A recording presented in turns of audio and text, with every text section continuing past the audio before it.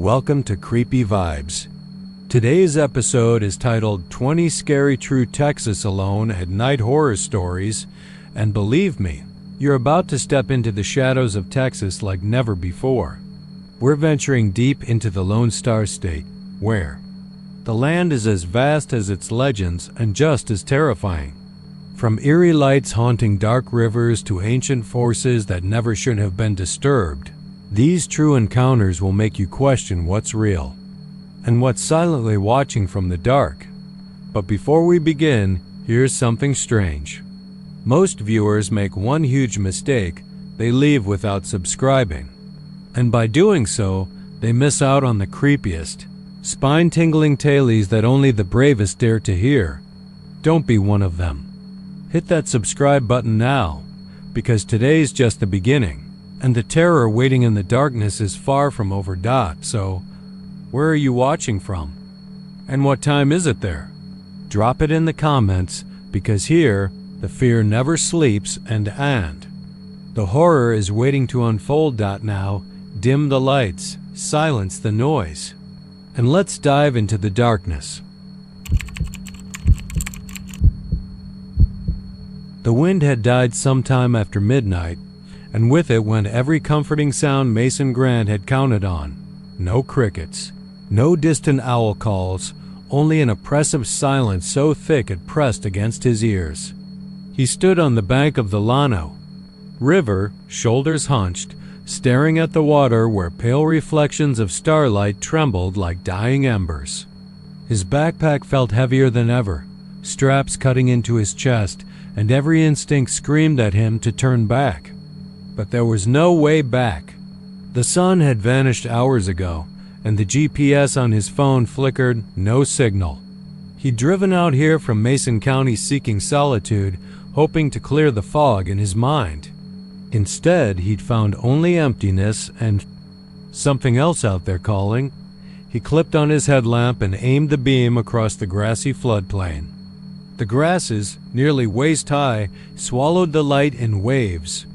Somewhere upstream, the river curved around a stand of mesquite trees, and at that bend, he thought he saw a glow. Just one lantern, bobbing slowly among the reeds. His skin prickled. Who carried a lantern here at this hour with no road or trail? He tucked his phone into his jacket, shouldered his pack, and moved toward the light, boots sinking into damp earth with each tentative step. By the time he reached the water's edge, the lantern had drifted farther downriver. He knelt and tested the bank with a toe-slippery mud, but nothing collapsed. He waded in, careful to keep the beam above water, though the chill seeped through his jeans. The lantern hung from a wooden post driven into the riverbed, its glass casing smeared with streaks of something dark. As he approached, the flame flickered and warmed, though the night air was cold. When he touched the post, a sudden tremor ran up his arm, and he jerked back, nearly toppling into the water. That's when he heard them, soft, wet splashes upriver. He swung his headlamp, scanning the black water, the mist rising in lazy coils where the river ran shallower.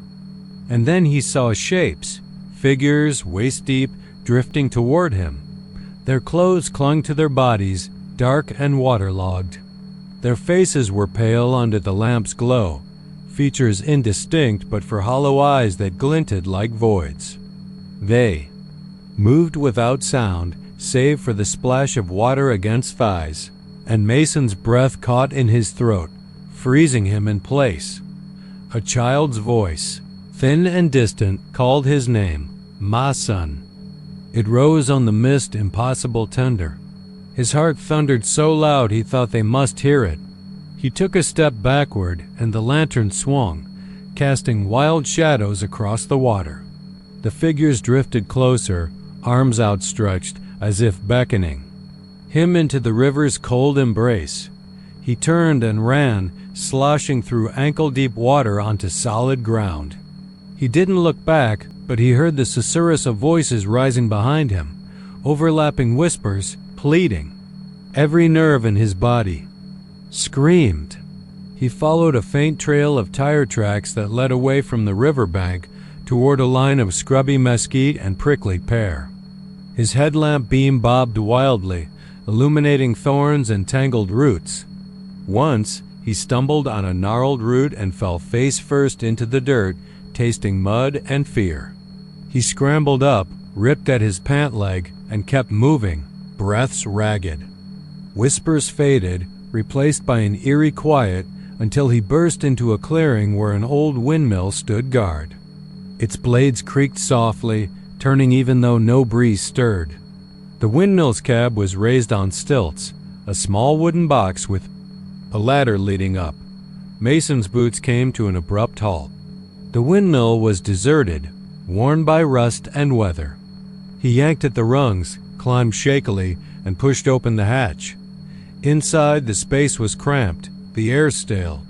Moonlight filtered through slats in the wood, painting stripes on the floor. He forced himself to breathe, chest tightening. His radialong dead lay on the floor. He kicked it away.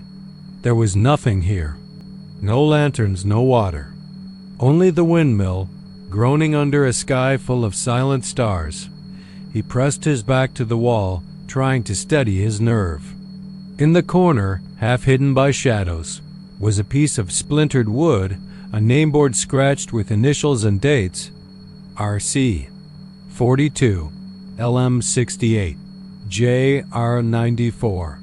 He traced the letters with shaking fingers, names he didn't recognize.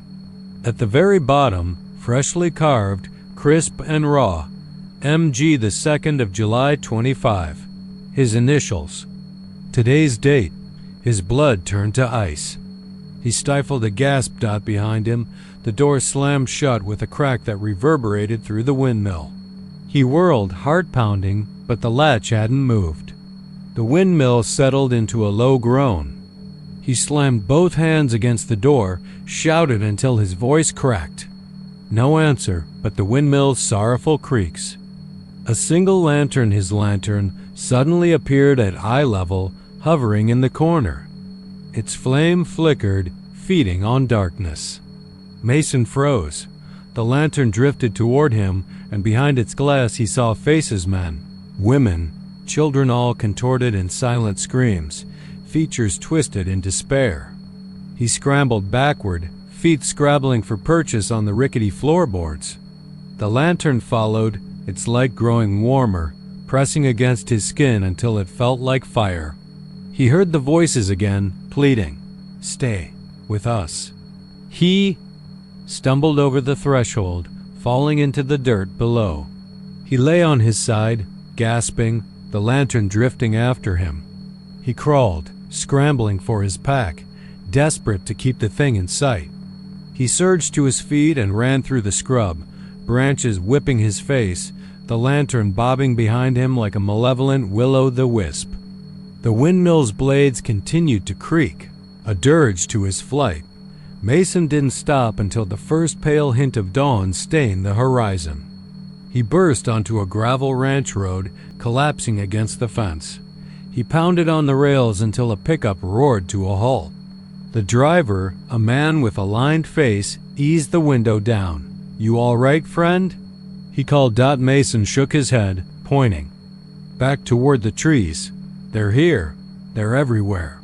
The driver's eyes flicked to the tree line, saw nothing but shadows. He shook his head and reached for his radio. "Let me get you somewhere safe." Mason could barely speak. He fumbled for his phone. Signal, 3 bars. He held it out, eyes wild. But no call would capture what had chased him through that night. At the sheriff's station later, they found his footprints clear and sharp, leading into the mesquite and vanishing where the river should have flowed. No broken grasses, no displaced earth. His packs were recovered at the windmill base.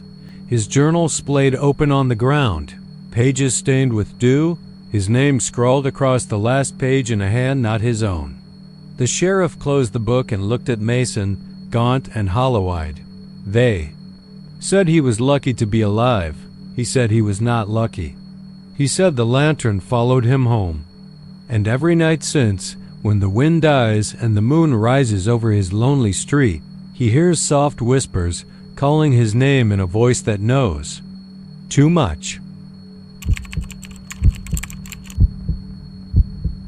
The fire sputtered as the stars winked into existence overhead, each one distant and indifferent to the world below. I had pitched my tent under ancient pines whose trunks were thick and gnarled, their bark mottled with age as though they carried the weight of centuries in every fissure. Crockett County spread around me in waves of underbrush and thorn, empty as the inside of a shut coffin, and I felt both liberated and starkly alone as I sank onto the rough blanket I'd laid beside. The dying embers. My name is Marissa Holly, and I came here seeking silence, the kind that lets words form unmolested by everyday life. Instead, I was greeted by the rustle of pine needles that seemed to murmur secrets down. At first, I thought the whispers were only in my head imagination fed by the wind, the trees creaking with every subtle draft. I told myself I'd been reading too many ghost stories, that my campfire tales had seeped into reality.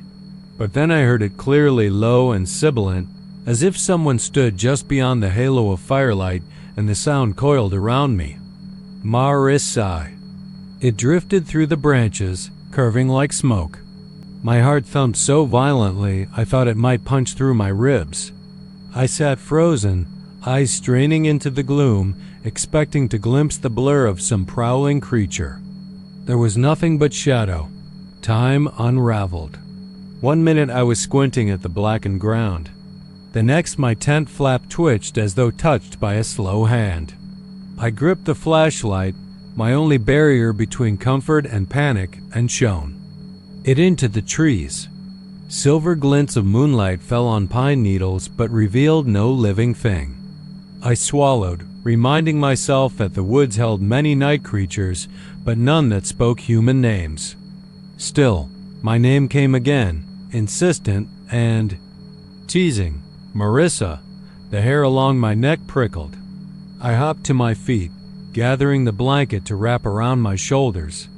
My boots sank into soft earth as I stepped away from the fire pit, moving toward the source of the sound, or at least toward my own courage.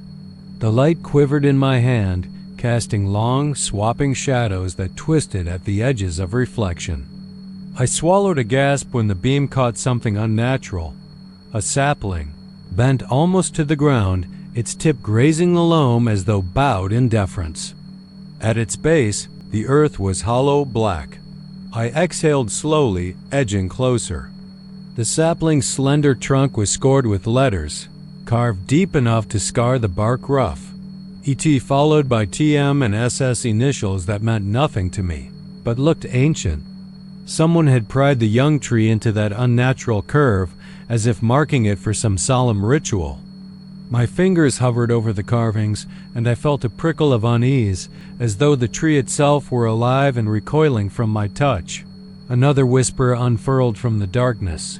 Closer this time. Marissa. It felt like the trees themselves had learned to speak. I shivered, stumbled back. The flashlight wavered, then dropped from my grip, banging on a root and rolling away. I bent to retrieve it, pressing the beam to the ground, and that's when I saw the circle.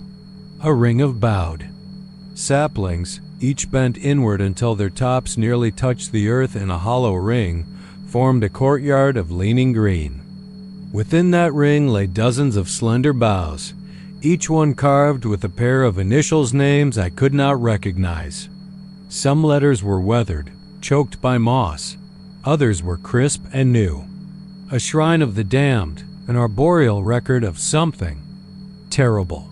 My skin crawled as the whispered breathing of pine needles pressed closer, and the wind seemed to collude with itself, weaving words that only I could hear.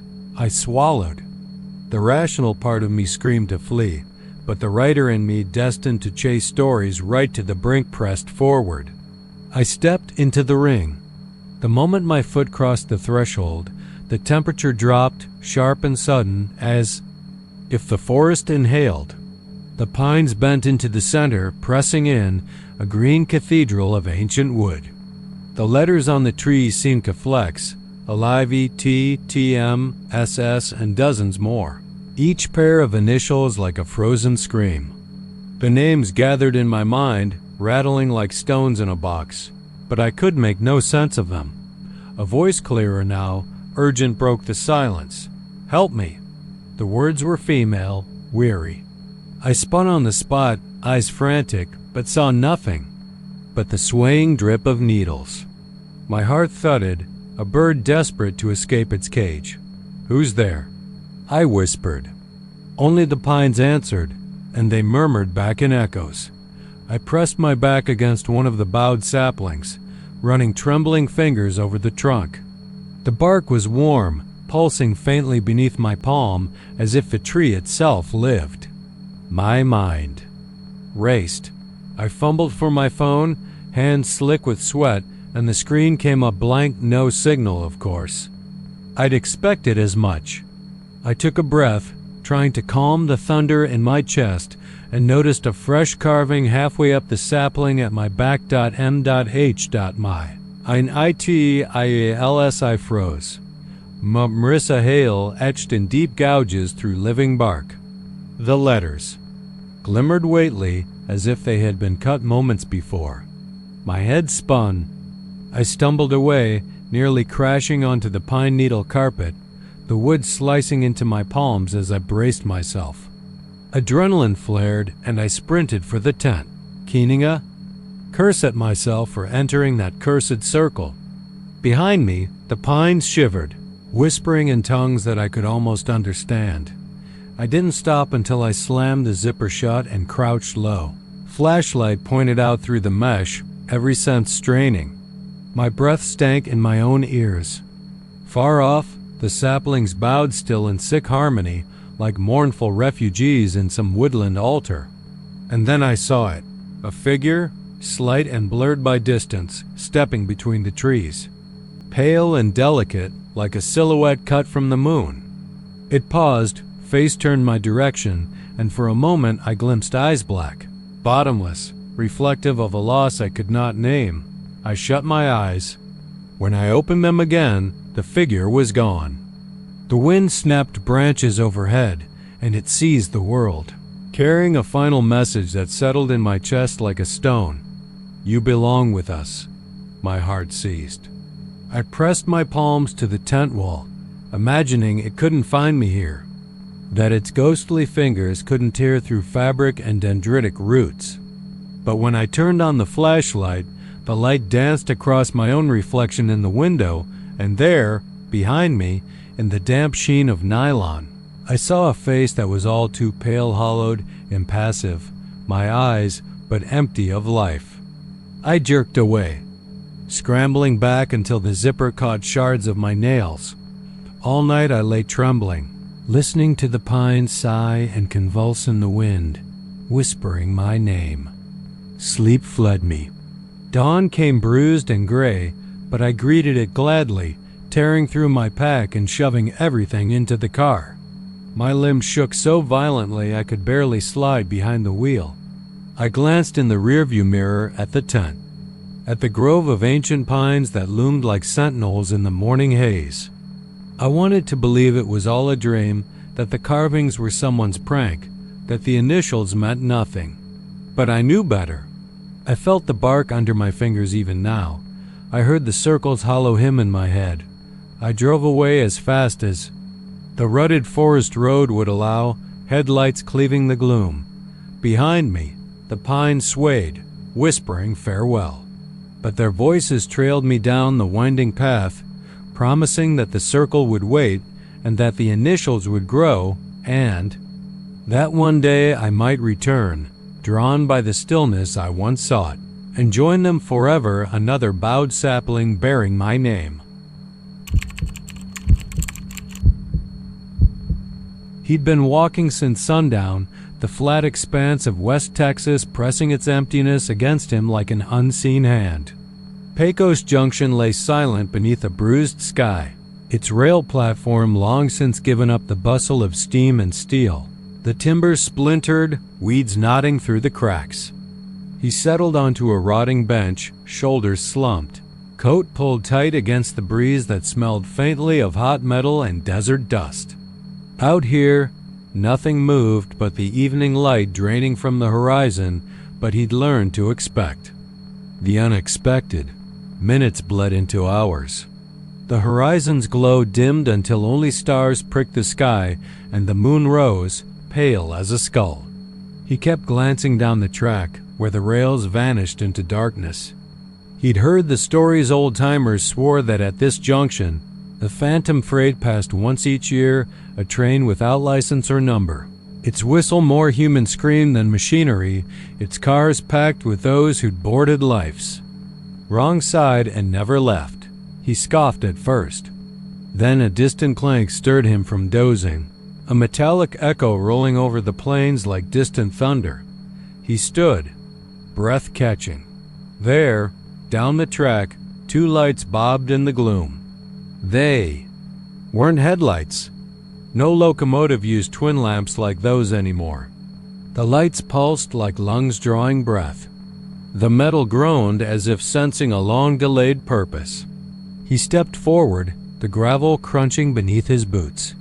A chill laid itself across his spine. The wind died and the night fell into a vacuum of sound. When the engine's headlight crested the rise, it glowed with unnatural clarity. The train's face was smudged with rust that seemed to writhe, as though alive, oozing downward in rivulets. Its pilot wheel stood frozen, half buried in the sand, yet the boiler sighed with heat. He smelled flesh and oil together. The great iron beast lurched forward, slowing to a halt with percussive echoes that rattled the loose boards underfoot. Then he heard it, a whistle that rose and dipped in tones that mimicked a wail, a cry so human he felt it in his bones. He wanted to run, but his feet were steel trapped. The engineer's boxcar door swung open without a sound, and from its dark maw came a procession of figures.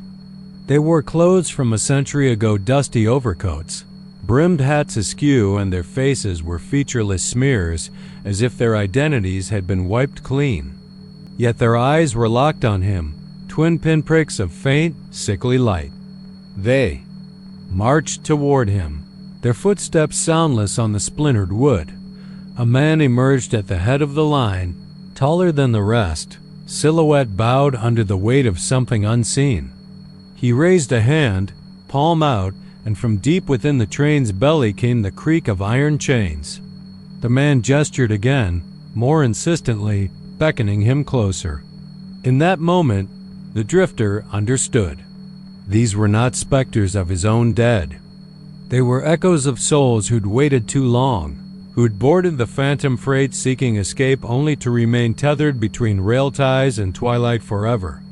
The drifter shook himself, the smell of decay burning in his nostrils. He stumbled backward, yearning to leave, but the rails behind him had vanished under waves of sand. He was surrounded. The horde closed in, faces molded from shadows. He recognized fear's shape in them, the same dread he'd felt when he'd first set foot on these tracks.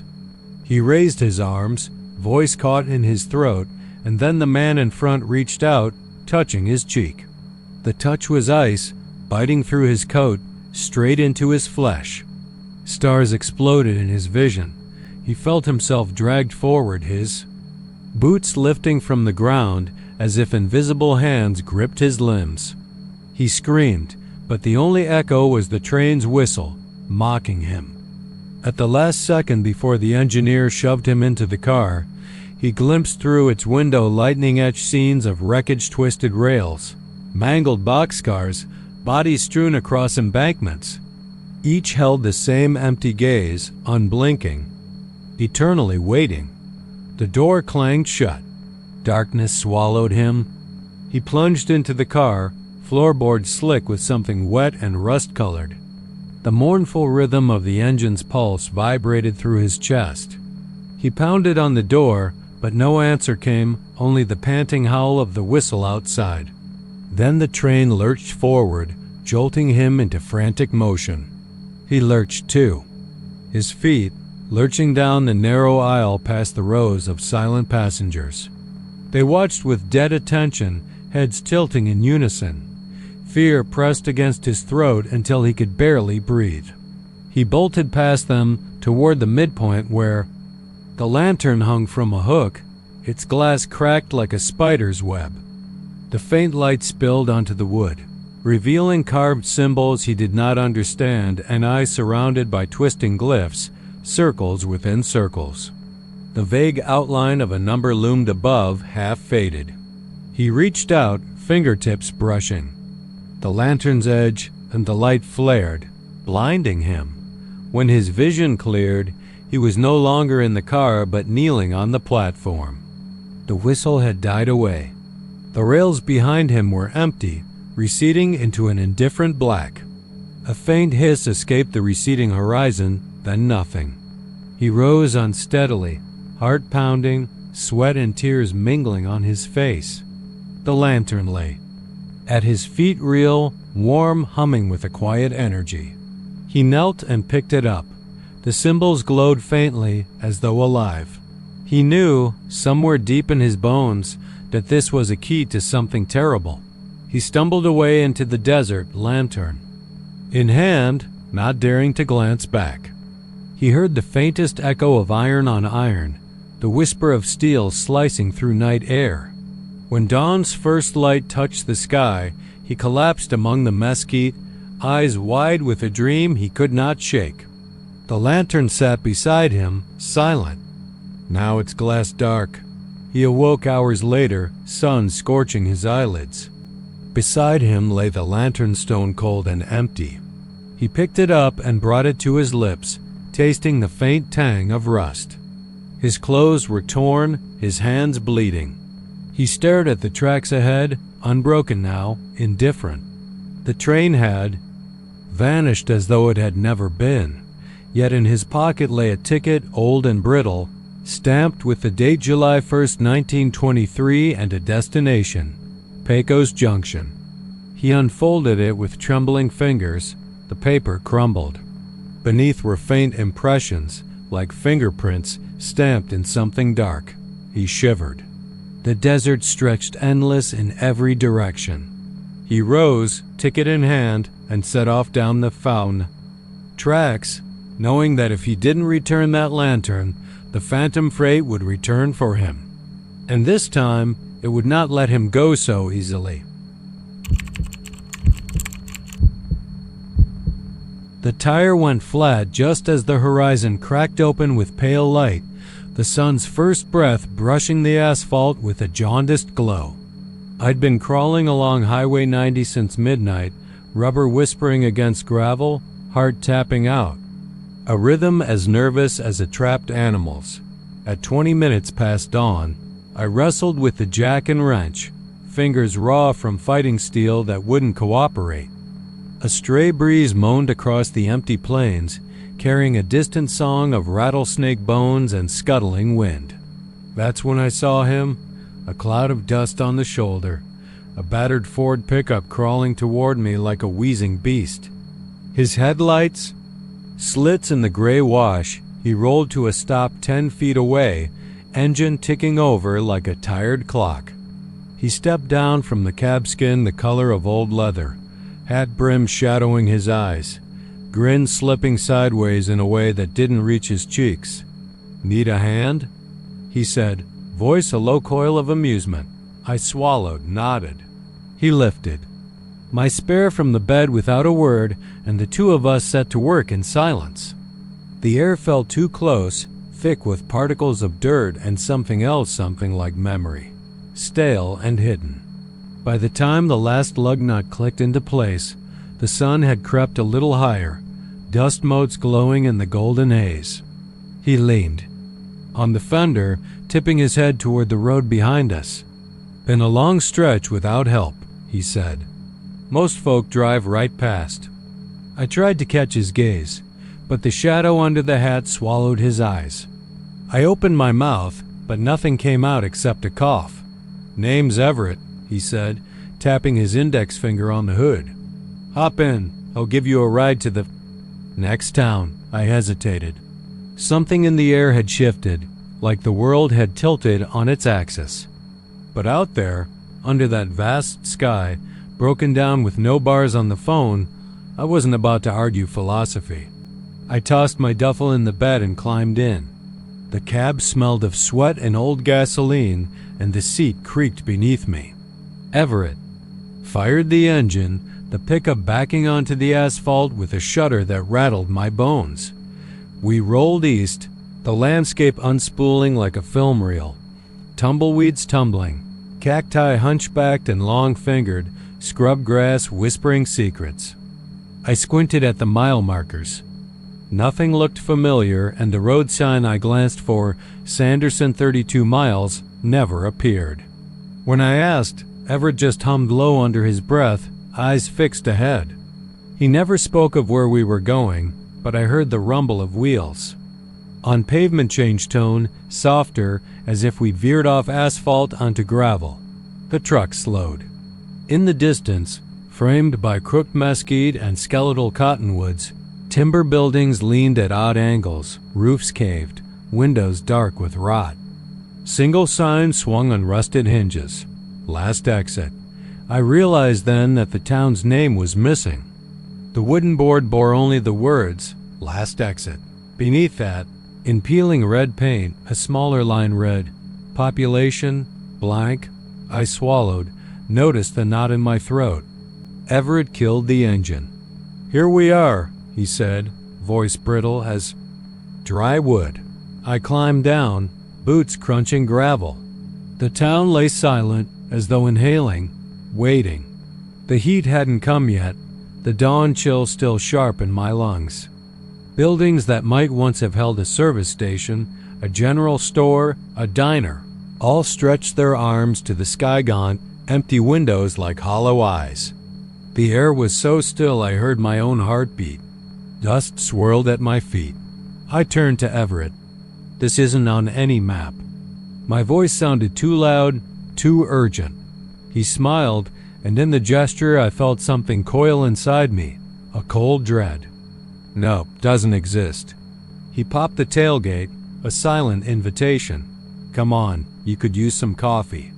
I wanted to laugh at him, to tell him he was insane, but I followed. The diner's door sagged on its hinges. Whiskers Diner was etched into the glass, paint long since flaked away.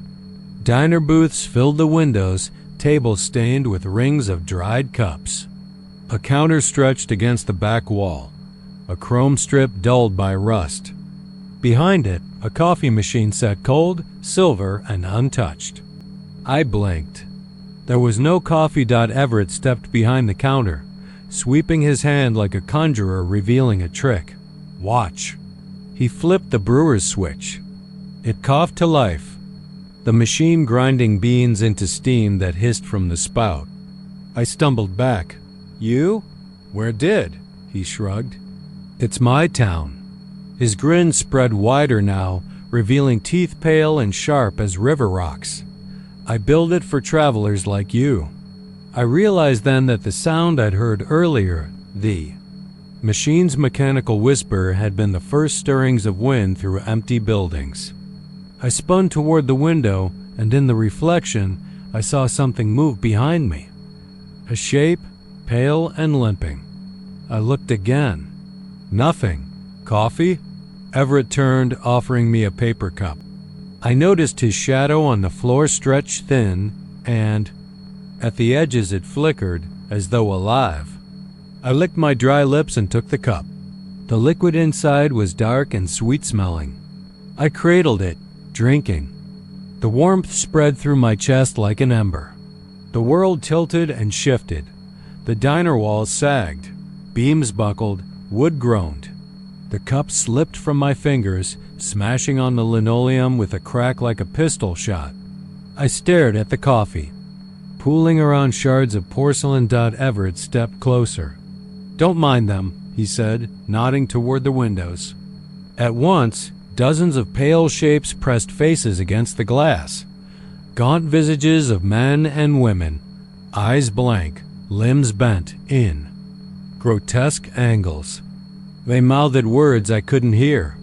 The sun climbed higher, and the dust outside swirled into a whirlwind, painting the town in shades of rust and bone. I tried to back away, but my legs refused. Everett's hand touched my shoulder ice cold, and I felt all warmth drained from me. "You're welcome to stay," he whispered, voice echoing as if from a long tunnel. "Most folks break something when they try to leave. This place needs company." I pitched forward, my knees hitting the ground. Dirt and gravel scraped my skin, and when I looked up, the diner had vanished. We stood instead on the center of a crossroads, 4 directions, 4 roads leading into nothing. The sun hammered down, the wind now a keening cry. Everett knelt and plucked a handful of dirt, letting it slip through his fingers. "See the print I left?" he said, pointing at the soil. My footprint, fresh and alone. I scrambled to my feet, heart drumming so loud I thought it might break free from my ribs. I ran down one of the roads, dust swirling in my face, branches clawing at my clothes. Behind me, I heard the engine start, the pickup chasing. I glanced over my shoulder. No headlights, nothing but a blur of movement. Panic sharpened my lungs. I sprinted until my legs burned, until the dust swallowed me when at last I dared to stop. I realized I was back on Highway 90, smooth black ribbon cutting through sun-baked desert. The tire was flat again, rim sunk into gravel. The only sound was my ragged breathing. The pickup was gone.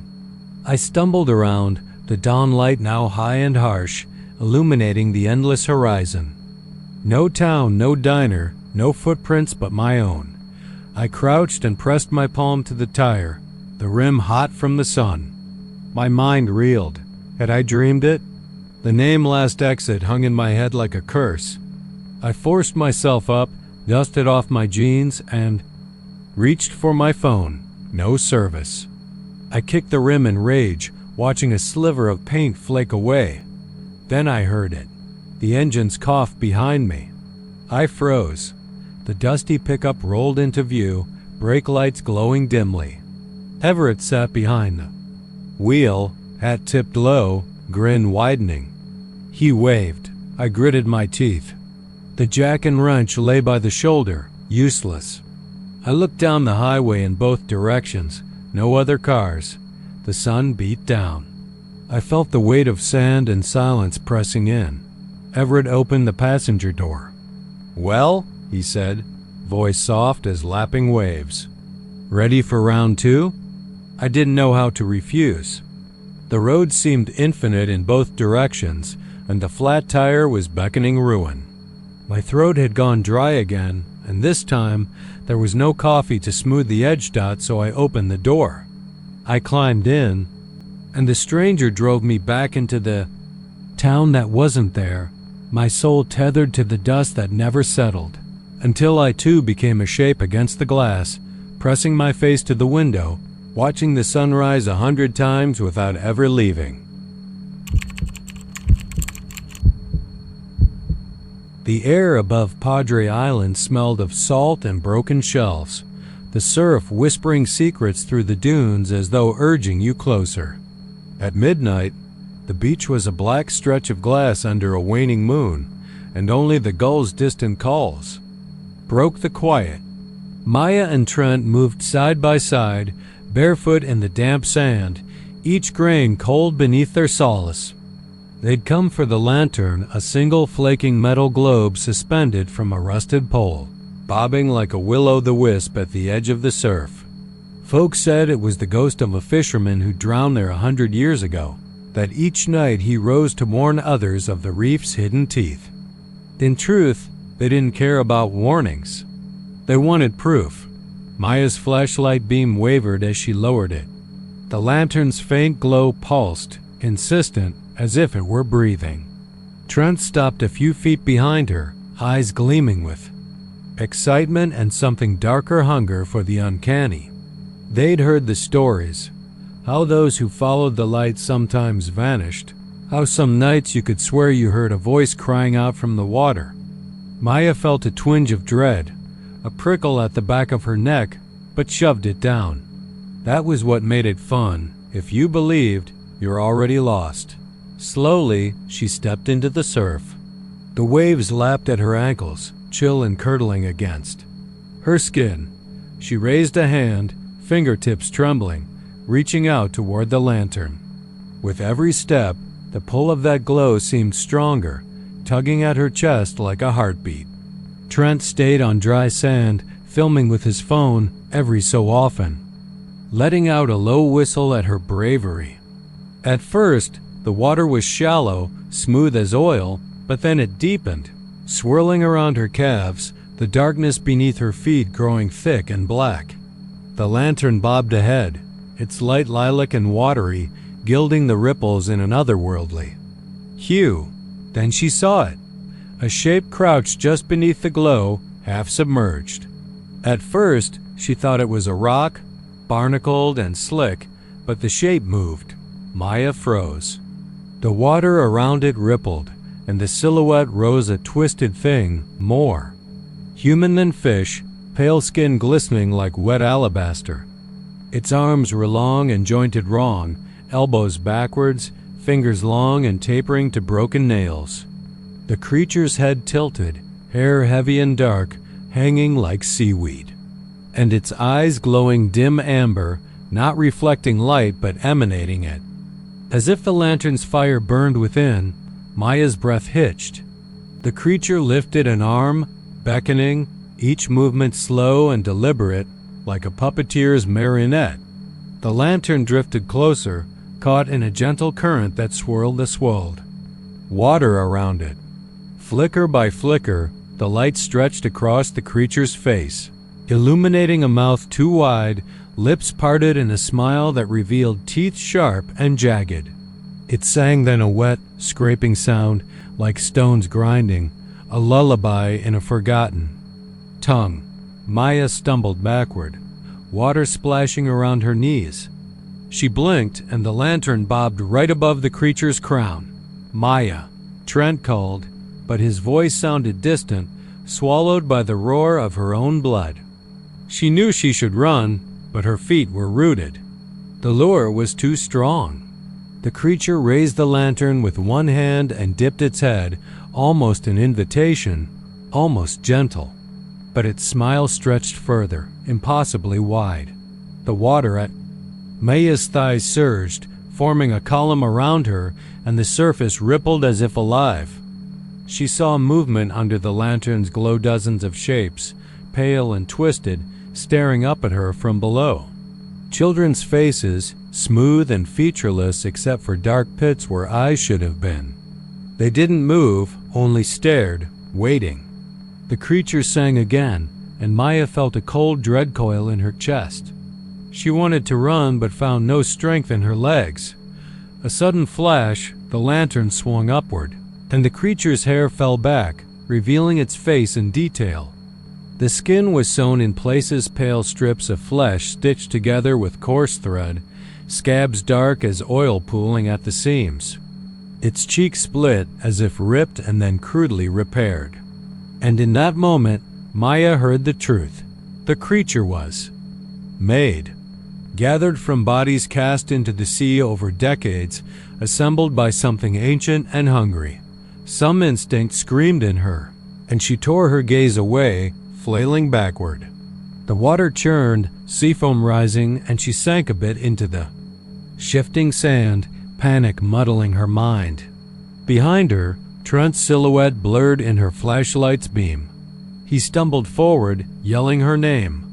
But as Maya twisted for him, the creature reached out, lantern above its head, and the water around its hand writhed, tentacled shapes undulating just beneath the surface.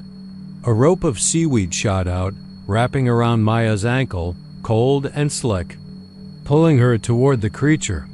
She kicked, teeth bared in terror, but another tangle caught her other leg. The creature rose onto the swaying pole, lantern gibbous at its side. Its feet were webbed, toes splayed wide, and when it paced toward her, the sand groaned with each step. The pale children's faces flickered in the surf, rowing toward her on phantom currents. Maya's screams were high-pitched and shrill, lost in the thunder of waves.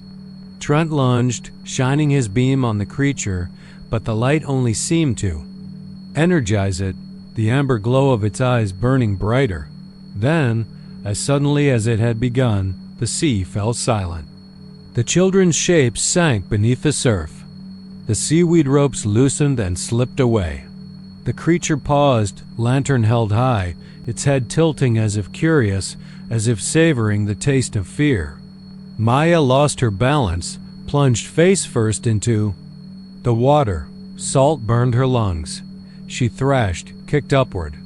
The lantern bobbed directly above the creature, and in that searing light, she saw its chest stitched, torn, a heart made of driftwood and shell.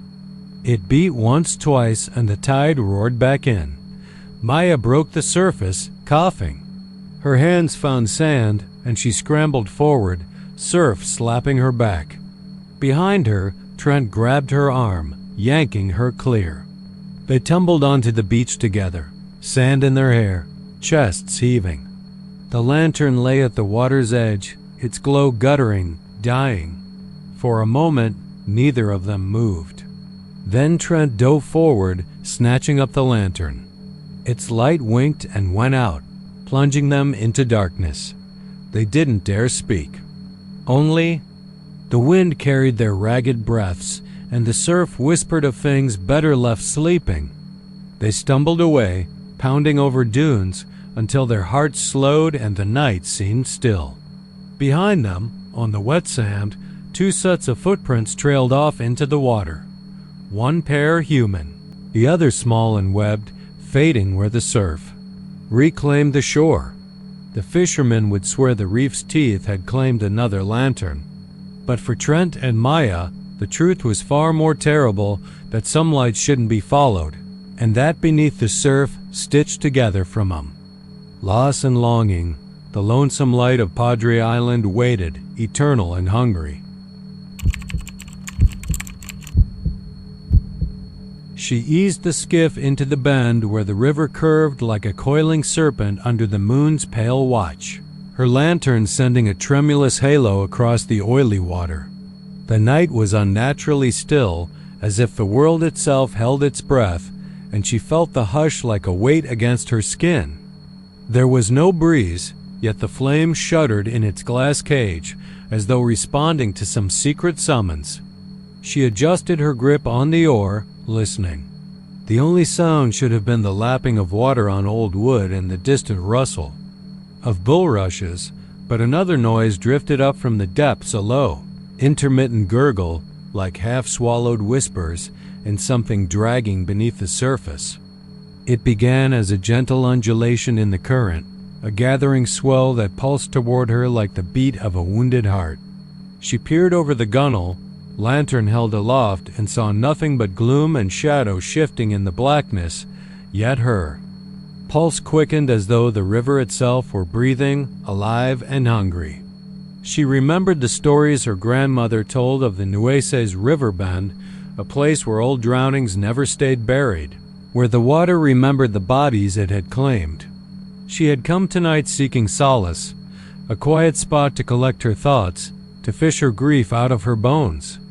But grief seemed small and foolish here, drowned beneath something vast and inhuman.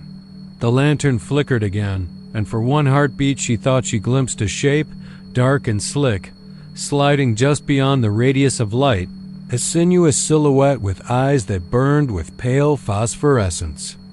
She drew in a shaky breath, told herself it was imagination, that every lost soul in Texas had been blamed on restless spirits. But the current tugged at the skiff's prow, insistent, and the water churned like a living throat. The oar dropped from her numbed fingers. It clattered against the hull, and something in the water thrashed so violently that the boat rocked, splinters cracking under the pressure. She scrambled to right herself, heart hammering, legs slick with river slime as she searched for the oar, but the lantern swung in a frantic arc, illuminating something impossible. A hand, pale as bleached bone, breaking the surface, long, slender fingers curved like claws, reaching. She froze, blood roaring in her ears, and as if summoned by her fear, the gurgling rose to a wail, a rasping cry that scraped at her mind. She wrenched the lantern free, casting its light across the water, and saw not one, but dozens of ghostly limbs writhe beneath the surface, arms twisting up toward her, their mouths open in silent screams, their eyes black hollows that reflected her terror back at her. The skiff tilted, and she lurched backward, lantern crashing against the side with a burst of sparks. She screamed, but her voice dissolved into the low, terrible chorus from below. The water boiled at the gunwale, as though a hidden quarry sought escape from its murky tomb. She lunged for the oar, gripped it, and sank a blade into the swirling eddies, desperate to push away, but the current only tightened its grip. With a groan of strained wood, the stern dipped and icy water poured in, curling around her feet like serpents. The lantern slid from her grasp and went out with a plop, plunging her into a darkness so complete it felt alive, closing in like a suffocating shroud. She beat at the water, striving to stay conscious, her hands finding no purchase on the flailing limbs below. Then, through the blackness, she heard a whisper her name, drawn out in a voice like rotting leaves, laced with mocking familiarity. Jessamine. It beckoned, and she realized with a start that it was her own voice, twisted and hollow, calling from somewhere deep beneath the chord of the riverbed. She struggled to draw breath, lungs aching, mind unspooling with panic, recalling how she had lost him here, how his skiff overturned on a night much like this, how she had watched his face vanish beneath the surface while she stood helpless on shore. That memory fueled her terror now, fusing past and present into one unbroken horror. Summoning the last of her will, she gripped the oar and drove it down hard, hoping to strike something solid, but the wood passed straight through a mass of tangled fingers. Still, it gave her leverage. She heaved with all her strength, braced her boots against the slipping planks, and kicked backward, forcing the boat away from the swelling cluster. The arms slid away, retreating into the depths, and the water stilled so abruptly that the air itself seemed to shudder. She sat trembling in the dark for a moment, gasping, grip slack on the oar, petrified to move, as if the next sound would be her own name whispered once more. Then came a slow, dripping splatter on the deck behind her. She dared not turn. The drip came again, soft and deliberate. She realized with a sickening lurch that she was not alone in the skiff. Summoning courage, she twisted around and saw him, or what once had been him. His features were familiar, but his skin was pale and cold, waterlogged, hair drifting in wet tendrils around a face that had emptied of life. His lips parted in a giddy smile, one hand pressed to his chest as though clutching some last futile secret. "You shouldn't have come," he whispered, voice thick with water, eyes glistening with hunger. His fingers slid across the wood, toward her, and she screamed again, flinging herself out of the skiff in one frantic motion. She hit the river with a shock of icy water, swallowed by the current, limbs flailing as she fought to stay afloat. The world snapped and tumbled, her lantern sinking into the blackness with a flash of amber, leaving her to the cold embrace of the bend. She struck out for shore, arms burning, lungs heaving, and finally her hand clawed at mud and reeds. She scrambled onto the bank, soaked and shaking, coughing up dark water, but alive. Behind her, the river lay still, glassy and innocent under the moon. No swirl of limbs, no whisper of hungry voices, only the soft lapping of current where her boat should have been. She collapsed in the muck, heart pounding, listening. Every shadow seemed to tremble. Then, high on the far bank, a lantern winked. To life swing slightly, carried by a solitary figure that stood where no man should stand. She watched as he lifted the lantern, its light flickering with unnatural vigor, and heard the voice slip through the night once more, layered with 1,000 echoes. "Jessamine?" And she knew, with bone-deep dread, that some things the river claims do not drown but wait, and that tonight she had joined their company forever. The storm rolled across the open plains with the brutality of a beast awakened from a long slumber, turning the sky into a roiling cauldron of bruised purples and molten black, and the lightning that cleaved the horizon plunged the world into brief, blinding hellscapes. The hitchhiker had been thumbing rides along U.S. Highway 80 since before dawn, his clothes sodden, his spirit frayed by hours of waiting, and he survived on stale water and a half-broken granola bar pilfered from a lonely gas station. The wind had become a gale, and the rain fell like a hail of angry fists, driving him past fatigue into desperation. He spied a squat, derelict ranch house perched at the edge of a dried corral, its rafters missing shingles, its windows like dark, observing eyes.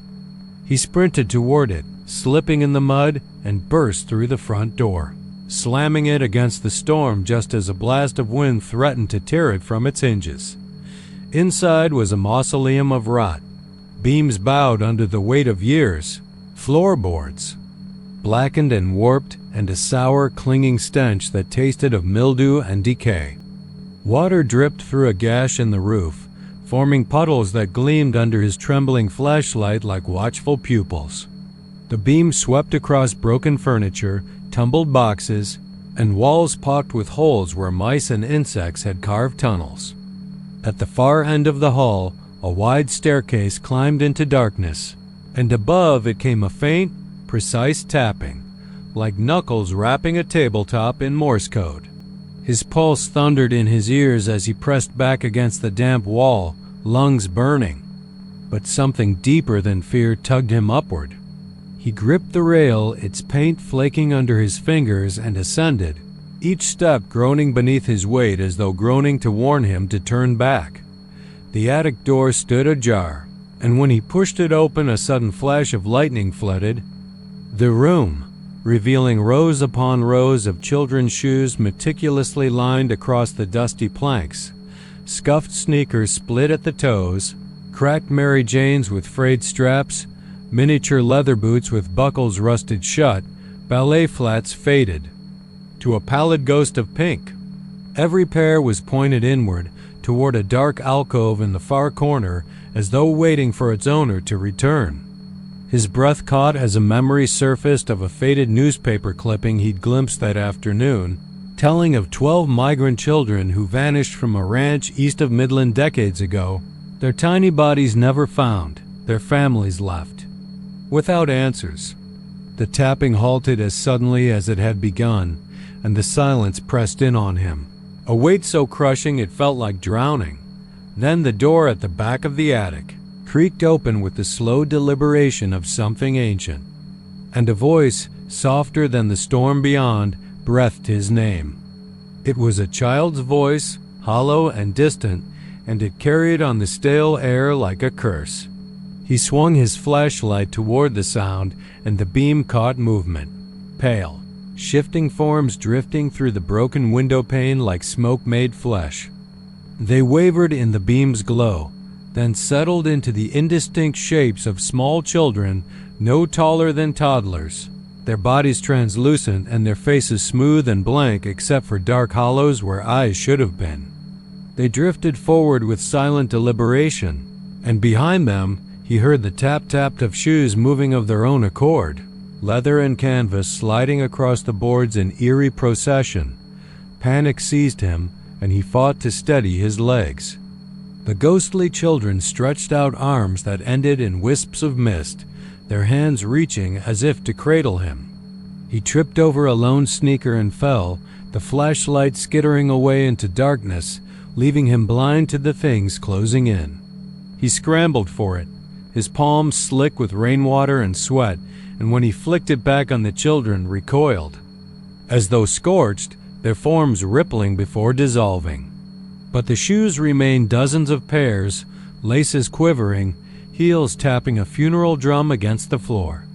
He hauled himself upright and charged for the attic stairs, the click of tiny solace pounding the boards behind him like a second heartbeat. He plunged down the steps 2 at a time, his elbow grazing a splintered banister, and burst through the ball. Attic door into the main hall, where the rain hissed through holes in the roof like steam escaping a kettle. He didn't stop to think. He barreled through the entryway, across the slick floor, and yanked at the front door, wrenching it open despite its rotten frame. He tumbled onto the muddy porch as another bolt of lightning split the sky, then rolled to his feet and bolted. Across the yard, boots sinking into the cold, sticky earth. He ran until the headlights of a lone pickup cut through the sheets of rain, and he threw himself onto its running board, slamming the door behind him as the driver jerked the wheel. To keep control on the slick highway dot, the truck surged forward, engine roaring, and he clung on, the rain stinging his face. He risked a glance backward at the ranch house. The windows stared vacant, the door sagged open, and in the attic window he thought he saw dozens of tiny faces pressed against the glass, mouths opened in silent screams. His heart pounded in his throat as he watched them recede, the tap-tap-tap of phantom shoes echoing long after the house vanished in the rain and darkness. At dawn, deputies arrived to search the ranch house after reports of a man wandering the highway in a daze. They found the front door hanging on broken hinges and the foyer littered with debris, but in the attic they discovered dozens of children's shoes arranged in perfect rows, laces tied in careful bows, and not a single footprint leading away. On the porch step sat a single mud-caked sneaker, its lace undone, and above the doorway someone had scratched 3 words into the grime with a fingernail: "Come play with us." From somewhere high above, just beyond sight, came the faintest tap-tap-tap of leather solace against wood, a sound that promised the children were still waiting, still hungry for company, and that the storm, though past, had left horrors behind that would never be washed away. I never believed in ghosts or old wives' tales. Not until the night I agreed to spend 3 hours alone inside the East Texas Baptist Church. The dare was simple: get locked in at midnight, stay until 3, then tap on the door from the inside. I laughed it off in Patterson's beer joint, my friends egging me on with spotlights under tables and stories of how the place was built over a child's grave. I'd grown up in Tyler. I knew better than to buy into playground legends. At exactly 11:59, beneath a sky crowded with clouds, I stepped through the battered wooden door and let it swing shut behind me. The hinges groaned like a wounded animal, and the lock clicked.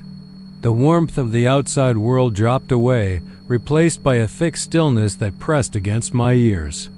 My flashlight's beam cut a swath across cracked pews and splintered hymnals, gust motes drifting like lazy fireflies.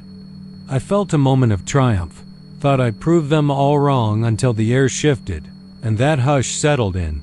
The church smelled of old cedar and mildew like a coffin left too long in damp soil. I ran a hand along the pew back, fingertips, grazing faded carvings, initials and little hearts, I thought, carved by teenagers waiting for revival. The floor beneath creaked under my boots. Every step echoed unnaturally, as if the building were a mouth, stretching, yawning. I slipped through the center aisle, watching my beam dance over a cracked stained glass window where a boy in a simple tunic looked out with 2 bright eyes.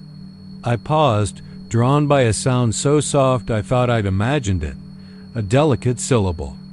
Of song, like someone testing their voice for the first time. It was a child's voice, sweet and innocent, singing a hymn I recognized, "What a friend we have in Jesus." But there was no child anywhere. I swallowed, my throat tight, and I spun in a slow circle, searching the shadows. The silence closed back in, and the song stopped as abruptly as a candle snuffed by a sudden draft. My heart hammered when the song resumed, fainter, coming from somewhere off to my right, deeper in the church.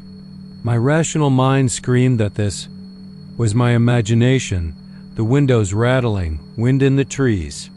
But the windows were sealed shut, and I'd felt no breeze. I swallowed again, unnerved, but curiosity outweighed common sense. Shining my light toward the pulpit, I noticed fresh footprints in the dust, too small to be Meinpid's Dinez little steps leading down the aisle toward the baptismal font. I abandoned the center aisle and followed, each print crisp and solitary. Beneath the font lay chipped tiles and a puddle of dark water reflecting the pale light. My stomach twisted. I knew no child should have been here. The church had been boarded up for years, locked by the congregation after a fire in '47 that claimed the preacher's son. I remembered the news clipping, his body never found. I swallowed the lump in my throat, crouched to examine the footprints bare. Trailing wet into dust, then flicked my beam up as a whisper of wind brushed my neck. I spun. Nothing. Only the emptiness and that hymn rising again, delicate and wrong. I edged toward the balcony stairs, the hymn drifting upward, growing sweeter, chiming with echoes. My boots thudded on the steps as I climbed, sweat prickling. At my temples. Up above, the choir loft lay in ruin. Splintered benches, rotting hymnals, cobwebs stretched between broken beams. The air was colder up here, as if the church itself breathed a freezing breath. I pressed my palm to a bench and felt a tremor like a faint pulse. The hymn paused, then resumed behind me closer. I flicked the beam to the back wall. Nothing but shadows and a smashed chandelier above. My breath caught when I saw tiny handprints, pressed translucent onto the dust of the railing, as if someone had climbed here, peered over. My pulse thundered. I wanted to run, but the hymn was hypnotic, a lullaby and a lure pulling me toward the pulpit again, weaving me into something I couldn't name. The air tasted metallic, like blood or rust. My flashlight wavered as though my hand would betray me.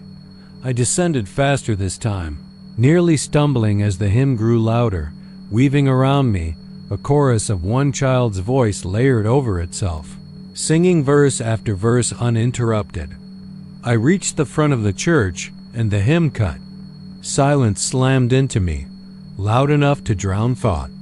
My flashlight bobbed. I steadied it on the pulpit, and there, carved into the wood in a child's scrawl, were words I did not remember. Seeing moments ago, stay with me. My chest compressed until air was a distant memory. I'd come for thrills, for a joke. Now I was trapped in something active, present, intent. I backed away, fumbling for my phone to call for help, realizing I'd left it on the pulpit in shock. My boots struck something soft. I looked down. A small shoe, scuffed white leather, the kind a little girl would wear to Easter service. Next to it, a single rose petals blackened and curling as though burnt. My breath rasped. I bent to gather the shoe, fingers trembling. A distant scraping noise made me freeze. Something moved above in the rafters, clicking nails against wood. My light swung upward, catching a child's silhouette perched in the dark triangular peak, legs swinging. The hymn began again, louder, faster, urgent. The silhouette tilted its head, mouth moving, but no sound came from its lips, only the hymn louder, spilling from everywhere. I stumbled backward, heart pounding so hard I thought it would burst.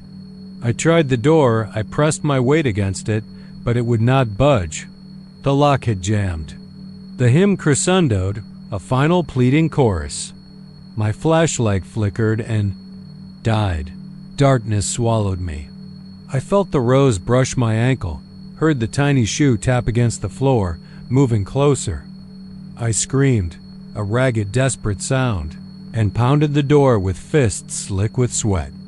The hymn halted abruptly, leaving only my heartbeat and the silence. Then, soft as a lullaby, a child's whisper, "Sing with me." The door swung open as though released by unseen hands, and I shot into the night, gasping for air, stumbling down the steps and into the gravel lot. I didn't look back, but I heard the hymn drift through the open door, trailing after me, a promise and a curse. Even now, months later, I can't sleep without humming that same verse in my ear. And sometimes, late at night when the wind is still, I swear I hear a lone voice singing from somewhere beyond an echo from the church that never left me, calling me home. He'd driven past the peeling sign for Abbott just as dusk was settling into the eastern sky, painting the low hills of Hill County in shades of bruised purple and mouse gray. A lone street lamp flickered by what might have been a shuttered diner, and beyond that the road curled past fields where the tall grass whispered secrets to the wind. He'd wanted somewhere remote, somewhere the only company was creaking trees and invisible creatures that stirred when no one watched. Hitching a canvas pack over one shoulder, he turned off the paved highway onto a sandy two-track that led deeper into a forest of post oak and mesquite. Every turn brought him farther from taillights and cell tower pings until he was alone with the crickets and the slow exhalations of the earth. He found the tree just after sunset. It's crooked, branches splayed out like the arthritic fingers of some ancient crone. Locals called it the Screaming Oak. He'd read in a half-forgotten internet forum, the place where a lynching had once left bodies swinging until the wind died and the tree itself cried out. He didn't believe in ghosts, but standing beneath the gnarled trunk, he felt his chest tighten, as if the tree were sizing him up. His headlamp caught the rough bark, gouged deep by time, and the hush that fell around him felt deliberate, expectant. He set up the tent with the precision of a man who'd spent enough nights in the wilderness not to skimp on pegs or guy lines. The sound of nylon snagging bark was loud in the stillness. He crawled inside, zipped the flap, and lay on his back, staring at the mesh ceiling. The last light of day faded to a star-glinted blackness, and a breeze stirred some distant leaves. He let out a breath he didn't realize he was holding, thumbed off the headlamp, and listened. The first thing was the cicada's high-pitched moan, settling into a slow pulse. Beneath it, he thought he heard something else, a faint rasp, like linen sliding over bone. He sat up, ears straining. The wind stilled, and for a moment, the night was as quiet as an empty lake. Then it came, a long, keening cry that resonated through every twig and tendril of his being. It wasn't a howl exactly, but more like the wail of 1,000 voiceless mouths tangled in a single sound. His heart slammed in his ribs. He unzipped the door. Outside, nothing moved. The oaks bent, but the air was dead. He stood, droplets of sweat prickling on his forehead, and pressed an ear to the trunk of the great oak. The cry rippled through the wood, making his bones hum. Beneath him, the roots writhed, pressing against the earth as if eager to break free. He backed away, blood pounding. Rain clouds scuttled across the moon, casting light that flickered like a dying bulb. Something scraped at the outer shell of his tent. Tap, tap, tap. The nylon shuddered. He pressed his back to the tree, hands shaking, and watched as a shape drifted along the seam of fabric, a twisting knot of root or maybe an arm, ending in a mass of blackened bark that scratched and scraped in uneven rhythms. He searched his pack for the flashlight, found it under his journal, clicked it on. The beam fell on the tent wall, illuminating a jagged black shape that retreated at his light. He cursed under his breath. Noisemakers. Pepper spray, every caution he'd packed, felt useless against whatever lived out here. He knew he should bolt for the truck, but the forest around him seemed to shift, closing in. The beam caught glistening patches of sap oozing from the oak's wound's amber tears that pooled in hollows like insects drowned in honey. His breath went shallow as a whisper drifted to his ear, so soft he couldn't tell if it was a voice or the wind rattling the leaves. It said, "He." Shook his head, and the voice was gone. A bruise-colored light crept up the horizon, the faint glow of Abbott, maybe 10 miles away. He stepped back, his boots sinking into the loam. The grove was too quiet now, the cicadas stilled, the night holding its breath. Then came another scream, closer this time, as though the oak itself had split open and let loose a soul that had been trapped too long. The timber groaned, branches twisting above like snakes writhing in torment. He bolted, stumbling through underbrush, branches lashing his face, chest pounding so hard he thought it would tear itself free. The tent lay torn in two behind him, stakes ripped from the ground as if by angry hands. He didn't stop until he rounded a bend in the trail and saw headlights cutting through the night mist. Relief flared, but then the lights wavered and died, leaving him in an empty wash of shadows. He sank to his knees, chest heaving, hands pressed to the ground. The soil felt warm, almost pulsing beneath his fingers. He thought he heard whispering, faint but insistent, wrapping around him like fingers closing on his throat. He scrambled backward and felt a tug at his ankle. Something knotted in the darkness. He yanked free, rolling across the dirt. He saw then it was a clump of roots, thick and sinewy, sprouting from the earth as though grafted to him. He ripped at them, half expecting them to unravel from his flesh. Pain bloomed in his calf, white-hot and pulsing. He screamed, a raw sound that echoed against the trees. The roots tightened and pulled him closer to the oak as though feeding on his fear. He screamed again, and in that scream he heard it the tree. Shrieking in triumph, force left him, and he slid headfirst into a hollow at the base of the trunk. Darkness swallowed him. He curled into a ball, banking tears against the rough bark. The sap dripped onto his scalp, warm and sticky. The wind picked up in sudden gusts, rattling branches overhead like bones clattering in a crypt. Hours passed, he couldn't tell, until the first gray light of dawn stole through the canopy. The wind was gone. The forest was silent once more. He pushed himself up, every movement a knife's edge. He peered around and saw that the roots had receded, leaving him free. His leg throbbed, and the tear in his tent had healed itself, the fabric sewn together by twisting fibers as though nothing had ever happened. The sap had vanished too, leaving dark stains that looked like dried blood. He staggered back to the road and collapsed beside the truck, keys trembling in his hand.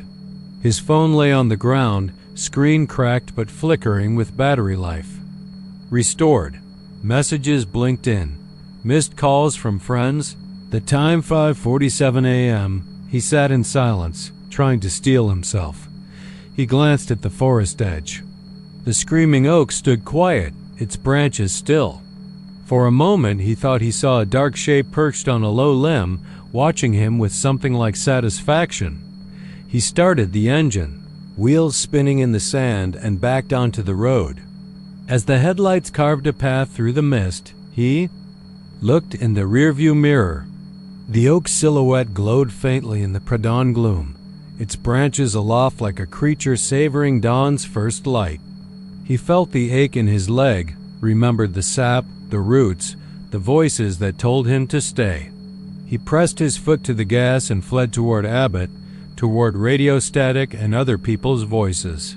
Away from that place where trees screamed and the earth still clung to him. In the rear view, the oak remained, silent now, but he knew it was just waiting.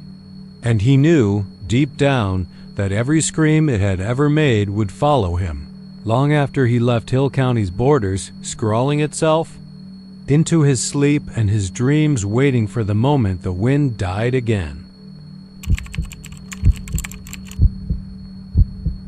The night road stretched out beneath me like a ribbon of black glass.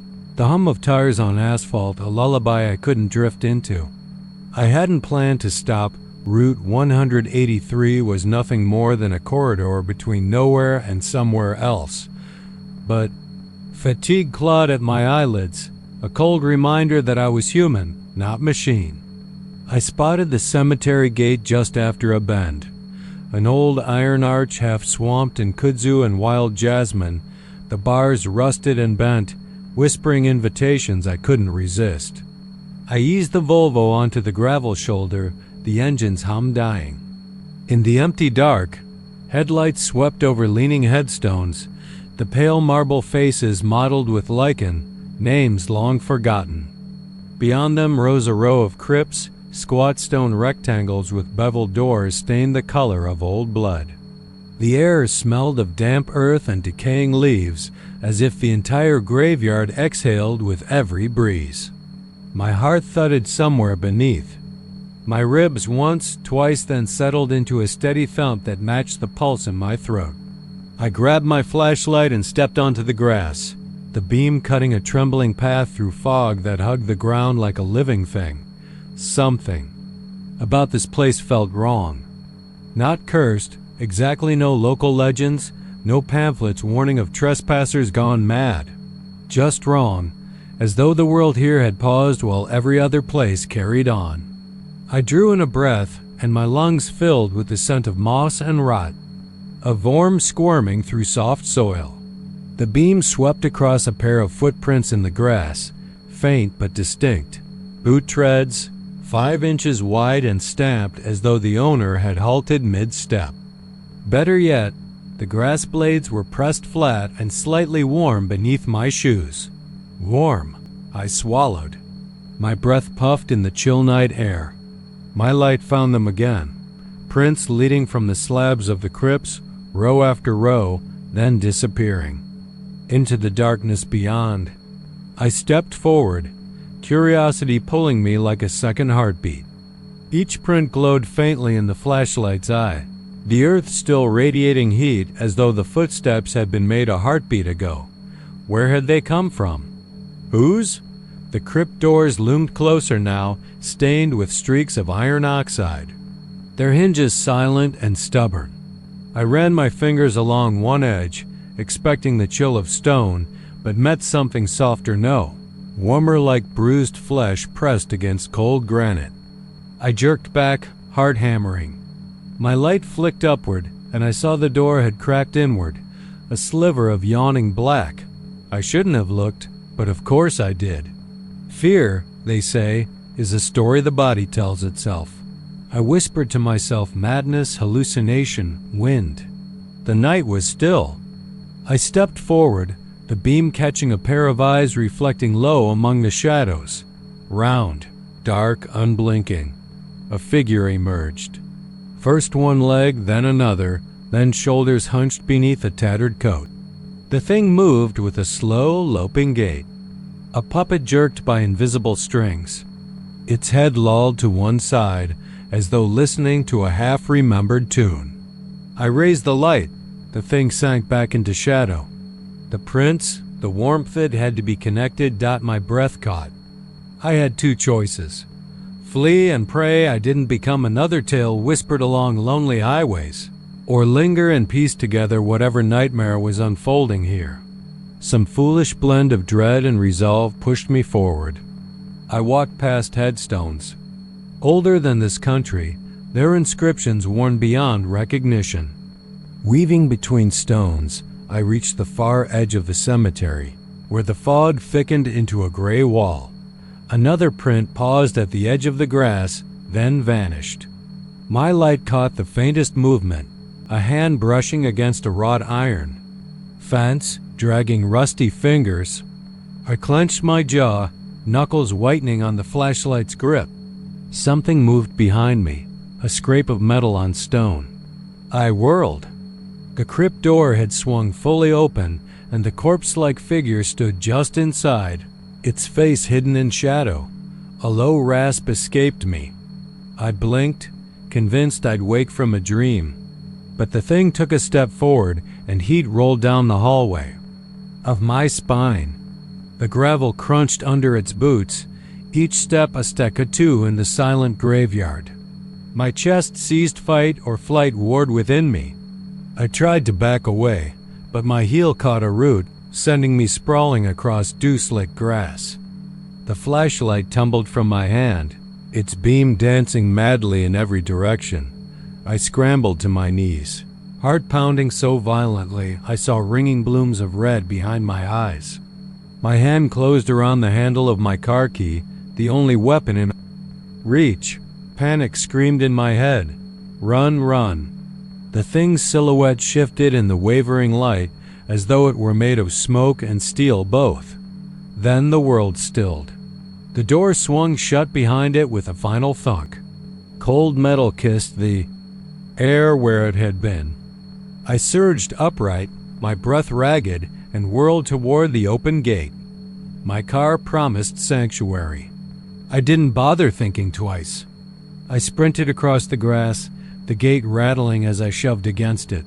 My foot slammed onto the gravel, and I threw myself into the Volvo, yanking the door closed. Hands shaking, I fumbled the key into the ignition. The engine roared to life, headlights cutting lances through fog. I peeled away, tires spinning, gravel spraying like icy rain. I didn't look back, even when the graveyard gates fell out of sight. Only later, miles down the road, did I dare exhale. I shook so badly the steering wheel felt alive beneath my fingers. I checked my mirrors, half expecting to see pale eyes pressed against the glass, but nothing but empty road trailed behind. When I reached the next town, a blinking cluster of neon and 24-hour diners, I pulled into a lot and killed the engine. Sweat beaded my forehead despite the cool night. I reached over to the passenger seat where my flashlight lay and hesitated, the memory of that warm print throbbing beneath my skin. The beam flickered as I clicked it on. I swept it across the seat, expecting nothing. Then there it was. A single footprint pressed into the upholstery, the impression glowing faintly in the light, as though the seat itself had been alive a moment before. My breath caught, and I dropped the flashlight. The driver's side floorboard bore the imprint of a boot sole, crisp, defined, steaming like a skillet fresh off the burner. I stared, unable to believe what I saw, as the engine ticked in the dark, cooling but already awakening some horrible anticipation. I fumbled to start the engine again, foot stomping on the pedal, heart pounding like a jackhammer. The car lurched forward, and I hit Route 183, the headlights carving a tunnel through the night.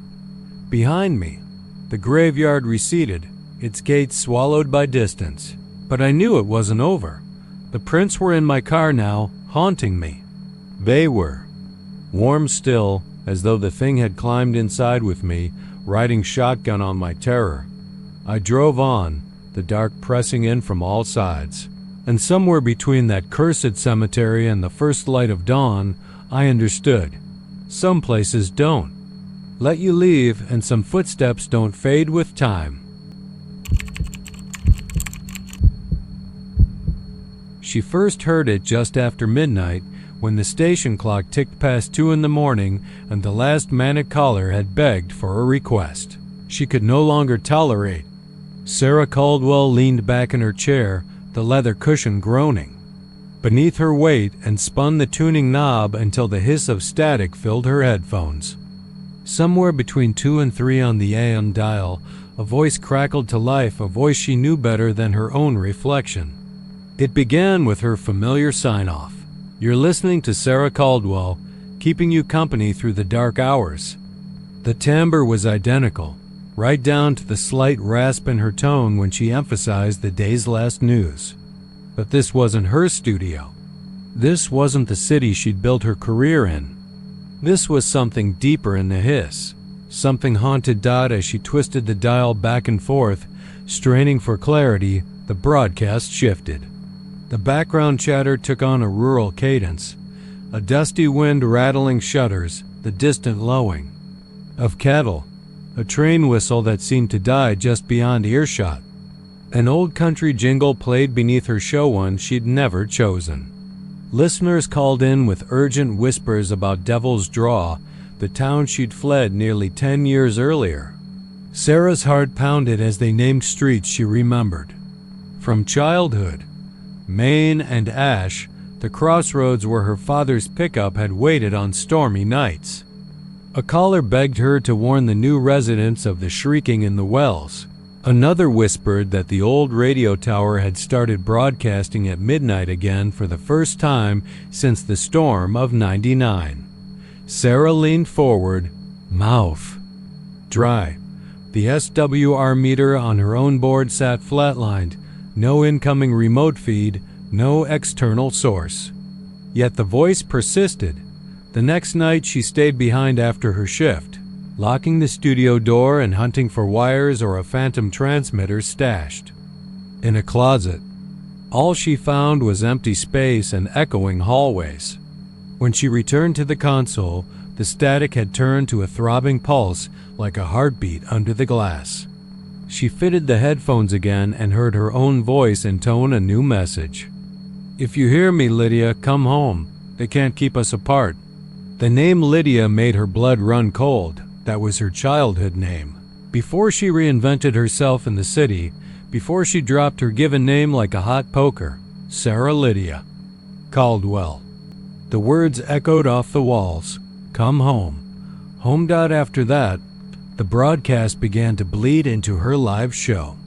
Listeners wrote in complaining that they heard an echo, two versions of her voice speaking simultaneously. At first, she thought the engineer was playing a prank, but he swore he saw nothing in the racks. He left in the morning with red-rimmed eyes, refusing to meet her gaze. Staff members started calling in sick, hushed rumors of late-night footsteps in the corridor, of the PA system crackling with muffled laughter. Sarah caught herself dialing a taxi home each night, but instead she climbed behind the wheel of her battered Jeep Cherokee and drove toward the horizon, as if leaving the city might break the spell. One night, under a full moon smeared with drifting clouds, she found herself on Highway 67, headlights cutting swaths through tumbleweed and mesquite, gravel crunching under her tires like brittle bones. The sign for Devil's Draw appeared with a groan of wood too old to hold paint, two letters half torn away. She eased the Jeep into a slot by the cracked asphalt where once a gas pump had stood. The night was unnaturally quiet. Even the wind seemed to pause as she stepped out, phone in hand, flashlight beams slicing through drifting dust. She fumbled for her keys, then turned back to the road, thinking she'd gone mad. But behind her, a low hum grew, a static hum that gathered shape, resolving into the rhythm of a diesel engine idling. Though no vehicle was there. She followed the hum to a squat building at the edge of town, its windows black holes in the moonlight. A faded sign read KDWD 820 AM in peeling letters. KDWD had been her uncle's station before the storm washed it away. She raised her flashlight to the door and saw handprints on the glass, smudged red. The handle was warm. Inside, the air tasted of rust and old parchment. Broken microphones lay strewn on the floor, tangled cords snaked among empty bottles. Yet on the far wall, buried in a mass of wiring, a single microphone stood upright as if waiting. A meter flickered above it, reading dead center at 9-8-point-2. Sarah single quotes, Es kommt es zum Haventur. Breath caught. She touched the mic. The static spiked and her heart seemed to stall. Then her own voice emerged, carried on the hiss. Welcome to Devil's Draw, where the lost come home. She recognized the script. It was a show she'd recorded years ago but never aired, something she'd buried with the town. Behind her, a chair scraped. She spun around, flashlight swinging. No one was there. The door slammed shut, plunging her into black as the generator sputtered to life somewhere overhead. She groped for the mic, but it glowed under her palm, the metal slick and warm. From the ceiling, a voice whispered her name, Lydia. She waddled in the dark, the floorboards creaking like dry bones. When the lights flickered on, she found herself seated behind the console, headphones clamped over her ears. The red on-air light glowed defiantly. Panic seized her lungs, but when she tried to rise, her body refused.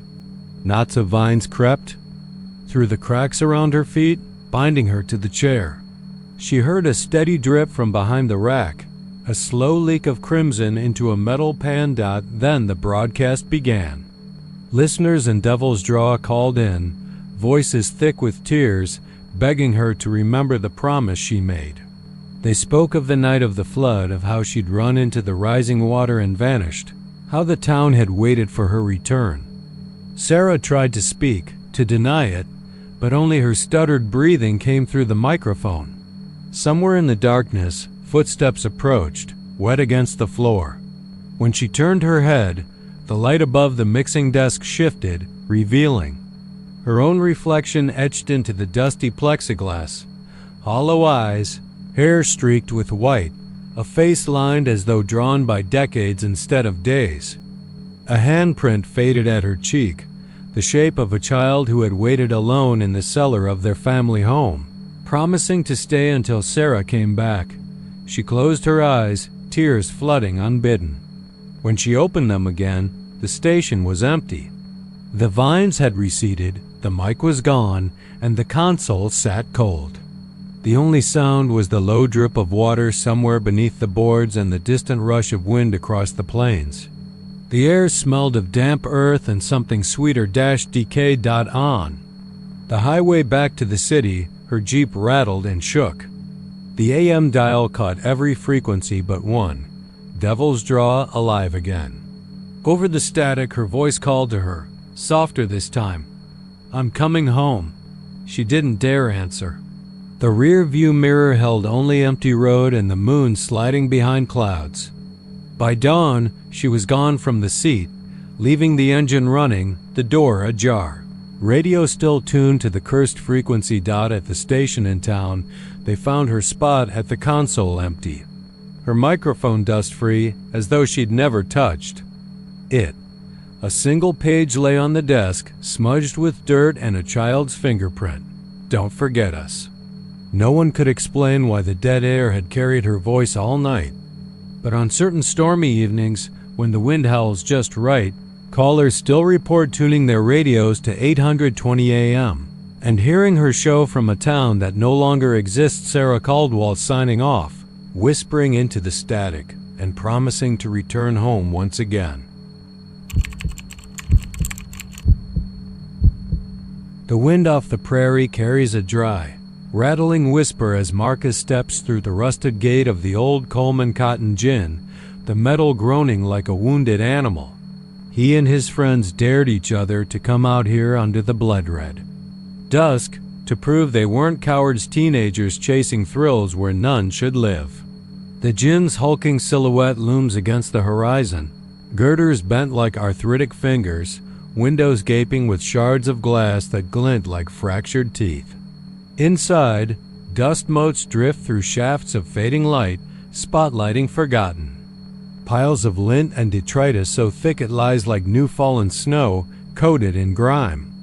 The air smells of rot and rust, a bitterness that dries your throat.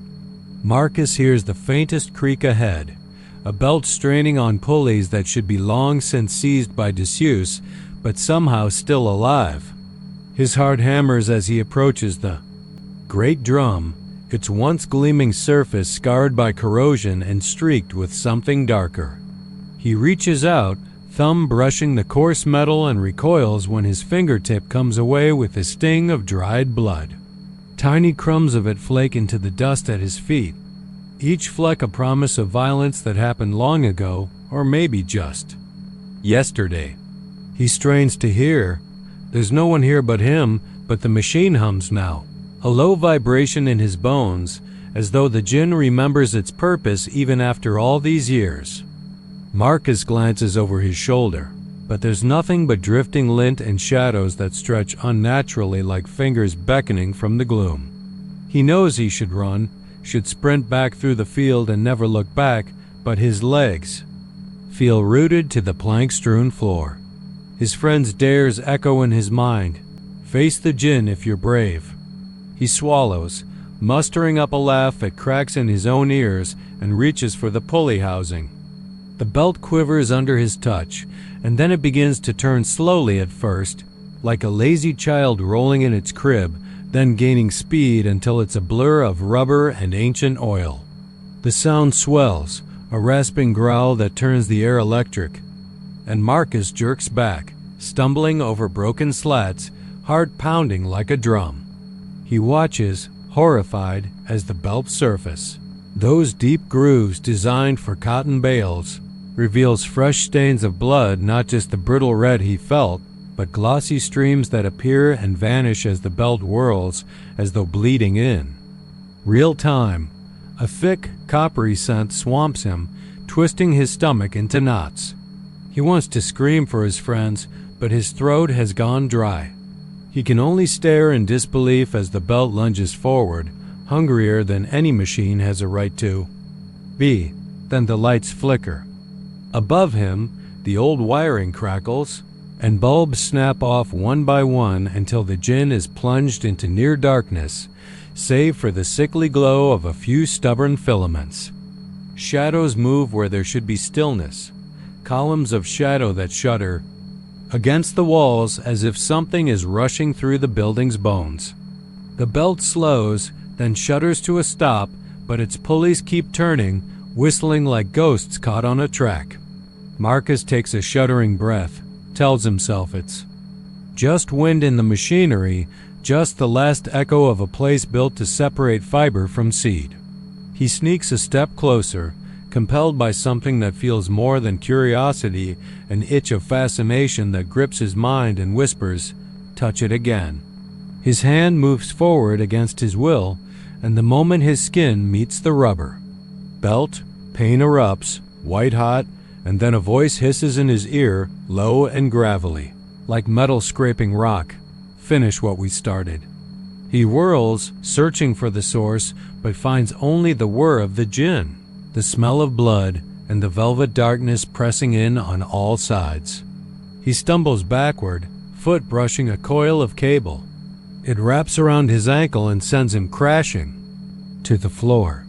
He scrambles up, heart hammering, mind reeling, but in that second, the belt jerks forward and lashes out like a living thing. It strikes him across the chest, breath whooshing out of him in a snap.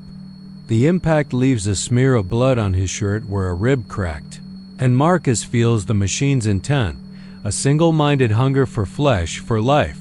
He drags himself away, spitting pain and sweat, but the belt follows, slipping off its pulley and slithering toward him on the boards. He scrambles over discarded cotton sacks, snaps at loose nails, anything to slow its pursuit. The building groans overhead, wood shrinking and crying, dust clouds boiling up like exhalations from some slumbering giant. He bursts through a side door into the courtyard, lunging across cracked concrete and past the broken gate, the belt snapping at his heels with each frantic stride. He doesn't look back until he's clear of the fence, but in the failing light he swears he sees it, and no, not just the belt, but the whole djinn shuddering, as if awakening after a long sleep, as if it hungers for more. It stands silent then, still as a tomb, but Marcus knows the hunger remains. Night falls fully, swallowing him in darkness. He hears distant voices calling his name, his friends, coming to find him. He drops to his knees, chest heaving, and looks down at his trembling hands. There's no sign of the belt beyond a smear of crimson on the heel of his boot. He wants to laugh, that frantic, unhinged laugh of someone who has stared into the maw of something terrible and lived, but it comes out raw and jagged. A cold wind stirs the tall weeds along the broken fence line, and Marcus knows that somewhere behind him, buried in the bones of the djinn, the machine continues its restless turn. It refuses to stop. Carter dipped his paddle into the amber water of the South Llano, the canoe gliding forward beneath a sky bruised purple and gold. Beside him, Elaine sat with her back straight, shoulders rigid against the humid air that smelled of cedar and DMP earth, the cicadas' chorus swelling as daylight surrendered to dusk. They'd come here for a quiet evening, a simple paddle to shake off the sticky heat of Junction, but already the river felt different, deeper, slower, as if it had paused to listen. Shadows pooled beneath the overhanging pecan branches, and every splash of their paddles sounded too loud, like clapping hands in an empty auditorium. The only other sound was what Elaine first thought was the wind through the reeds, a tentative melody drifting over the water. Carter frowned. "You hear that?" he asked, voice low enough not to disturb the river's hush. She nodded, eyes fixed on the twisted shapes of brush and vine where the shoreline leaned close. "It's a piano," she breathed. The notes came again, faint and resonant, drifting across the water with a tremor of longing, a slow, ragged waltz that grew clearer with each repetition, as if drawn from the heart of some distant, desiccated ballroom. They traded uneasy looks, but neither spoke, the canoe's motion stilled by their shared curiosity. The dance hall lay half-hidden 100 yards upriver, its roof collapsed. Boards nailed crooked across doors and windows, overgrown with honeysuckle and poison ivy. Sunlight had long since drained from its bleached planks, but the piano music wove a thread of life through the ruin, coaxing them forward. Carter guided the canoe into a shallow bend, the current slackening until the hull ground softly onto a sandbar. He stepped onto the damp bank, water lapping at his ankles like a slow heartbeat. Elaine climbed out beside him, and together they approached the hull, paddles abandoned in the canoe. Each step crunched on broken boards and dry leaves. The melody followed, muffled but insistent, louder now, echoing through the hollow ribs of the building. A half-rotted beam overhead creaked as a breeze skated through the cracks, but the piano sustained its tune as though it were alive, an unseen pianist caressing the keys with impossible grace. Inside, the air was thick with rot and ruin. Dust. Motes danced in the last shafts of dying light, and the floor sagged where water had seeped in seasons before. Carter's flashlight beam swung across splintered chairs, a tattered banner still dangling from a rusted nail, its colors faded too. Memory. And there, at the far end of the hall, stood the piano in upright within an old wooden alcove, its mahogany shell cracked, its legs sinking into the moldy floorboards. Yet the keys moved of their own accord, pressing down and springing up in time with the melancholic melody, a pale, ghostly duet of ivory and shadow. Elaine's breath caught. "Who's playing?" she whispered, voice trembling. No answer came, only the thousandth repeat of that aching waltz.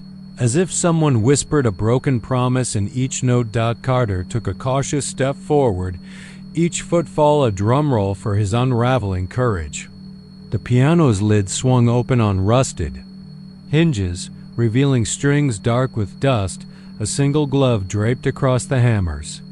As he drew nearer, the glove twitched, and the melody faltered, stuttering like a heartbeat skipping. Elaine reached for his arm. "We should go," she urged, but he was rooted, eyes locked on the keys, on the glove that moved again, sole phantom of a musician's hand. The hall's walls seemed to contract, the shadows pooling at the edges of his vision, drawing him into the music.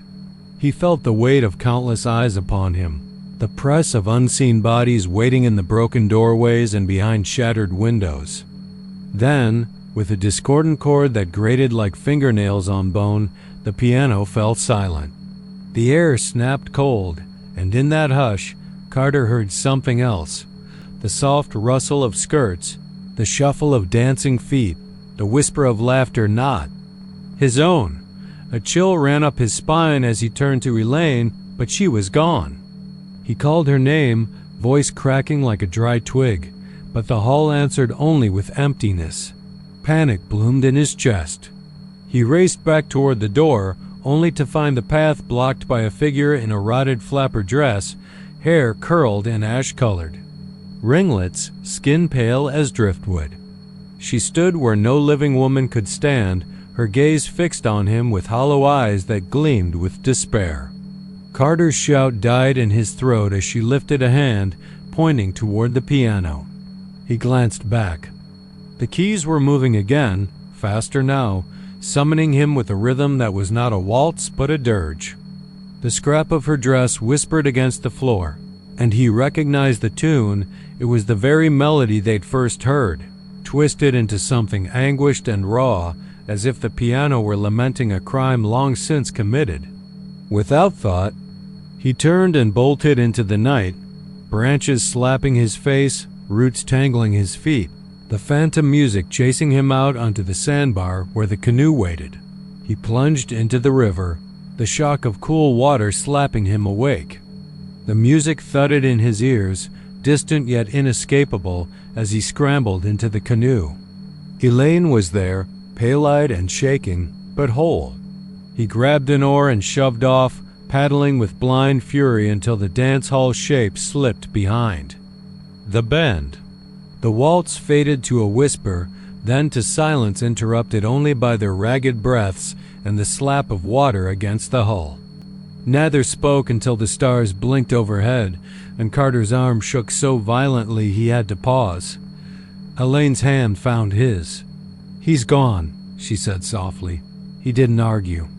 No words could save the friend who had vanished into that hollow dream of piano and dust. They reached the boat ramp at Junction long after midnight. Carter stumbled onto dry land, chest heaving, and Elaine dropped to her knees in the grass. The canoe drifted free into the current, carried away by the river that kept its secrets close. He looked at her, eyes hollow, and she nodded, as if acknowledging some unspoken pact to never speak of what happened. They walked to their cars in silence, the night too heavy with memory. When Carter got home 4 hours later, he found a Polaroid photo slipped under his door, a snapshot of the boarded-up dance hall, shot from the riverbank at exactly the moment they'd fled. Behind the building, smeared across the crumbling wood in dark, curling script, a single word was carved so freshly it gleamed in the flash: return. He stared at it until dawn bled into his room, then dropped the photo into the river outside his window. But long after he slept, when the world was still, he heard a faint piano drifting through his walls, notes floating on the air and in. The hush between them, he thought he heard Elaine's voice whisper, "Come back." She set out under a swollen moon, the forest silent except for her own breath and the slap of shoes on pine needles. With each stride, her pulse drummed sharper, the sweat on her back slick under the fabric of her shirt. Bastrip's ancient pines rose on either side, their trunks gnarled like arthritic limbs, dripping Spanish moss that shivered in a breeze she could not feel. She'd run this trail dozens of times until tonight, when something deeper, quieter, rose from the woods beyond the reach of streetlights. It began with a flicker, a dull, wavering glow off to her right, half hidden in the undergrowth. She slowed, curiosity nudging her senses. The lantern bobbed at waist height, its light too steady, too measured to be a camp lantern swinging on a hiker's pack. She pressed forward, breath shallow, heart thrashing in her chest, convinced it was someone lost or in trouble. The lantern moved with her, drifting ahead, sometimes pausing just out of reach. She squinted. No figure, no outline, just an old oil lamp held aloft by a hand she could not see. Branches creaked overhead as she stepped onto a deer path flanked with roadside crosses, simple wooden stakes plastered with faded photos, rosary. Beads knotted around splinters, stuffed animals propped at their feet. She recognized the makeshift memorials from the highway, marking accidents where people had died. Here, they formed a corridor, a gallery of casualties, a young couple's commemorative cross, a child's drawing tacked to a crook stake, a weathered baseball cap hung on a nail. The lantern's glow fell across the faces caught in photographs, some smiling, others mid-laugh, oblivious to the tragedies that ended their stories.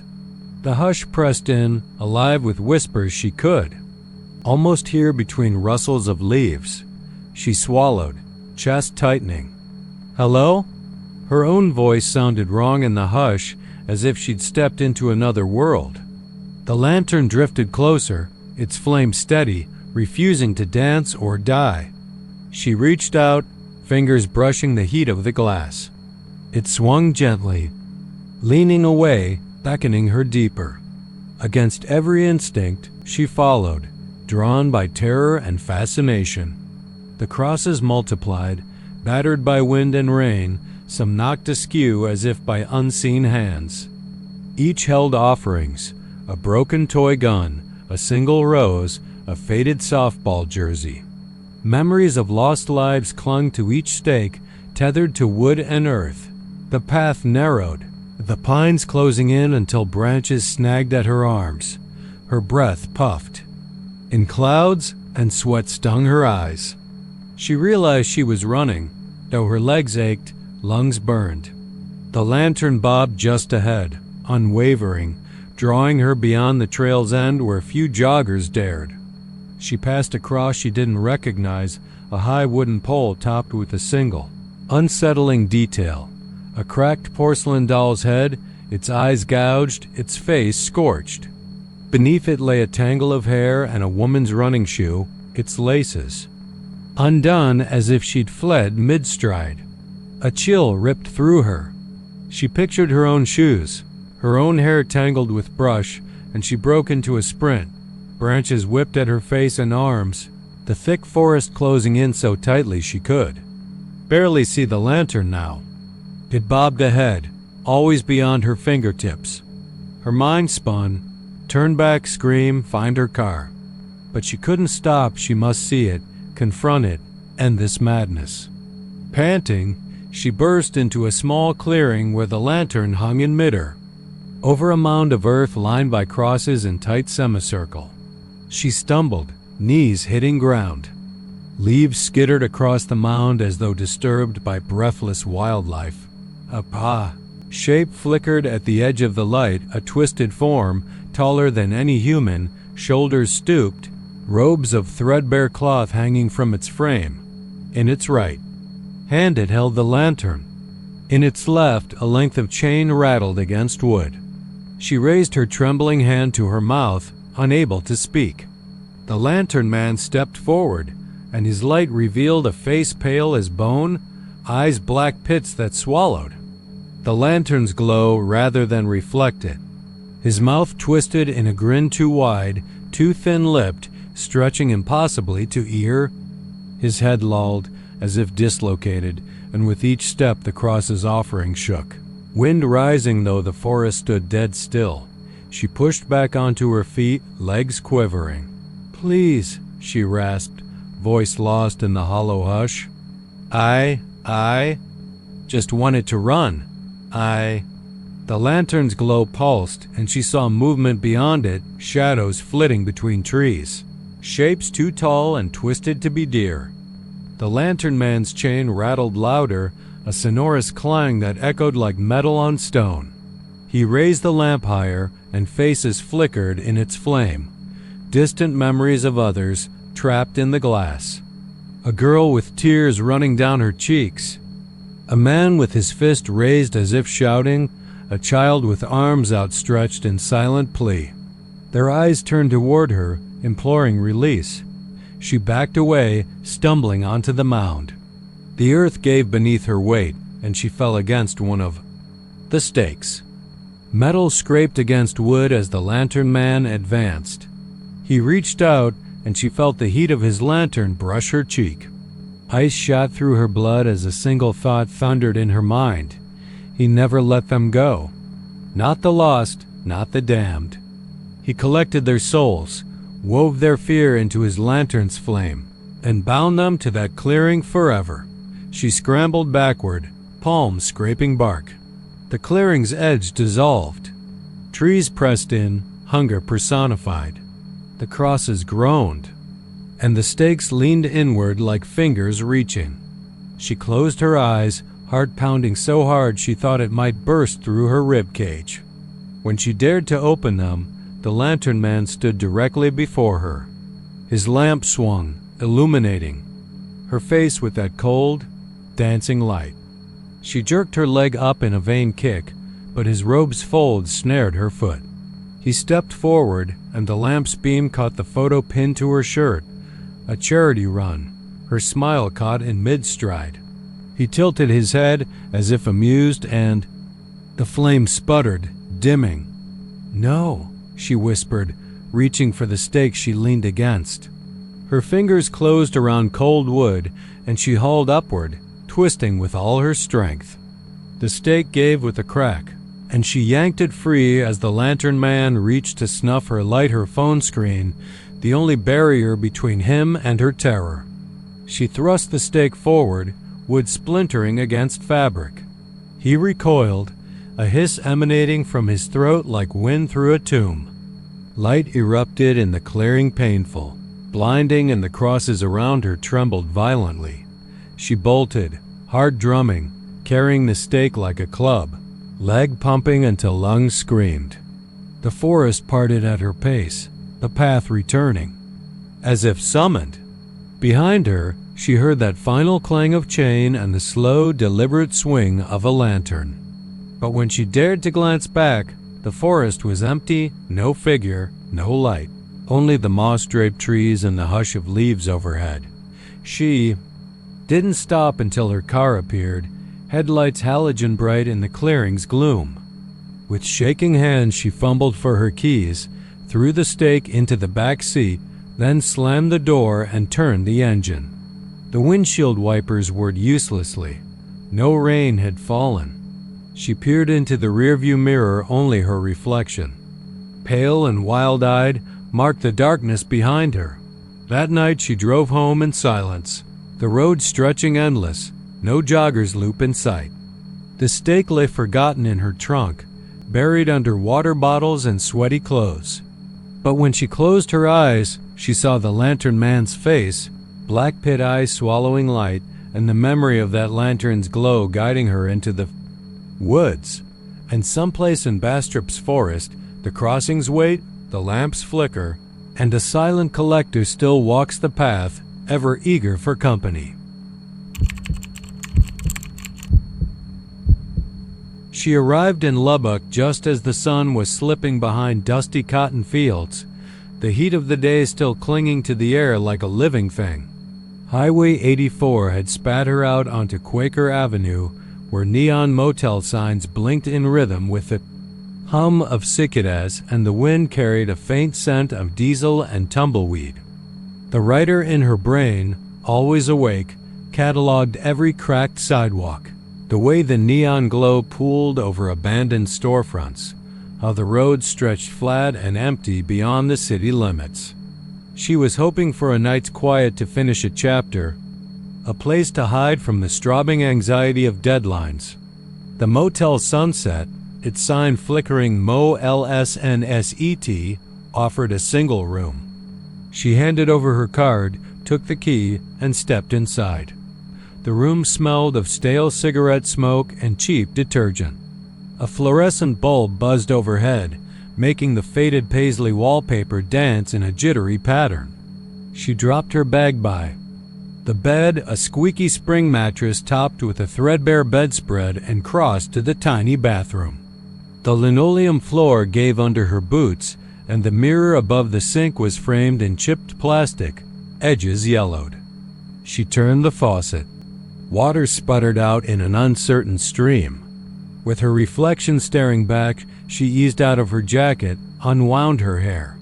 The night outside was silent except for the occasional low rumble of an 18-wheeler on the highway. Then she saw it, another figure standing behind her, just beyond the mirror's edge. At first it was a shape, an ink-blot woman with long hair and slender shoulders. She froze, heart pounding, hand hovering over the faucet. The reflection was perfect down to the crease of her jeans, but the shape behind her did not belong. She tilted her head, trying to catch the intruder in her peripheral view. The room held only her. Empty sinks, cracked countertop, the bed untouched by anyone but her. The mirror, though, insisted on the presence of someone else, speaker of her. Own silent breathing. She spun around. Nothing. The temperature dipped, a cool draft brushing her neck. The window by the sink was closed, blinds drawn. No sign of anyone. She turned back to the mirror. The shape lingered, closer now, its arms pinned to its sides like hands glued to its thighs. Its face was too faint to read, but the hair was lank and straight, half the length of a whisper. She raised her palm to touch the glass. The reflection mirrored the motion, but the figure behind her did not shift. Its head remained tilted, watching. A click from the hallway door pulled her attention. The doorknob rattled as though someone tried to open it. Her pulse slammed in her ears. She backed away from the mirror, bumping into the toilet. The doorknob stilled. Silence again, thick as syrup. She pressed her ear against the cold tile. Wall. The hallway beyond was empty. No footsteps, no soft scrape of furniture. Only her ragged breathing and the faint hum of the neon sign through the window. She swallowed hard. It was probably her imagination, the shadows cast by the motel's failing lights, the exhaustion running under her skin. She told herself to calm down, that she would write this unsettling moment into her next novel. The Haunted Motel Room. Or something that sounded neat on a back cover. She stepped forward, determined to prove to herself it was nothing. But the instant she faced the mirror again, the reflection slowed, rippled like disturbed water. The figure moved closer, placing its palm against the glass from the other side. Her breath caught. The glass fogged in a narrow circle where its hand rested, mist swirling outward in slow spirals. She reached out, fingertips trembling, and pressed. Against the opposite side. The cold between them felt alive, as if the mirror itself were breathing. She could almost feel the weight of the thing, her twin unmade self, waiting. A distant sound. 2 knocks on the wall beside her ear, a hollow tapping repeated. She jerked away, spinning. The knocks came again, rhythmic, deliberate. She stumbled. Back into the bathroom door frame. The tiles steeled her spine. She clutched at the door, slid it shut with a shudder. Darkness separated her from the bathroom. She stood in the small room, flashlight from her bag flickering in her hand.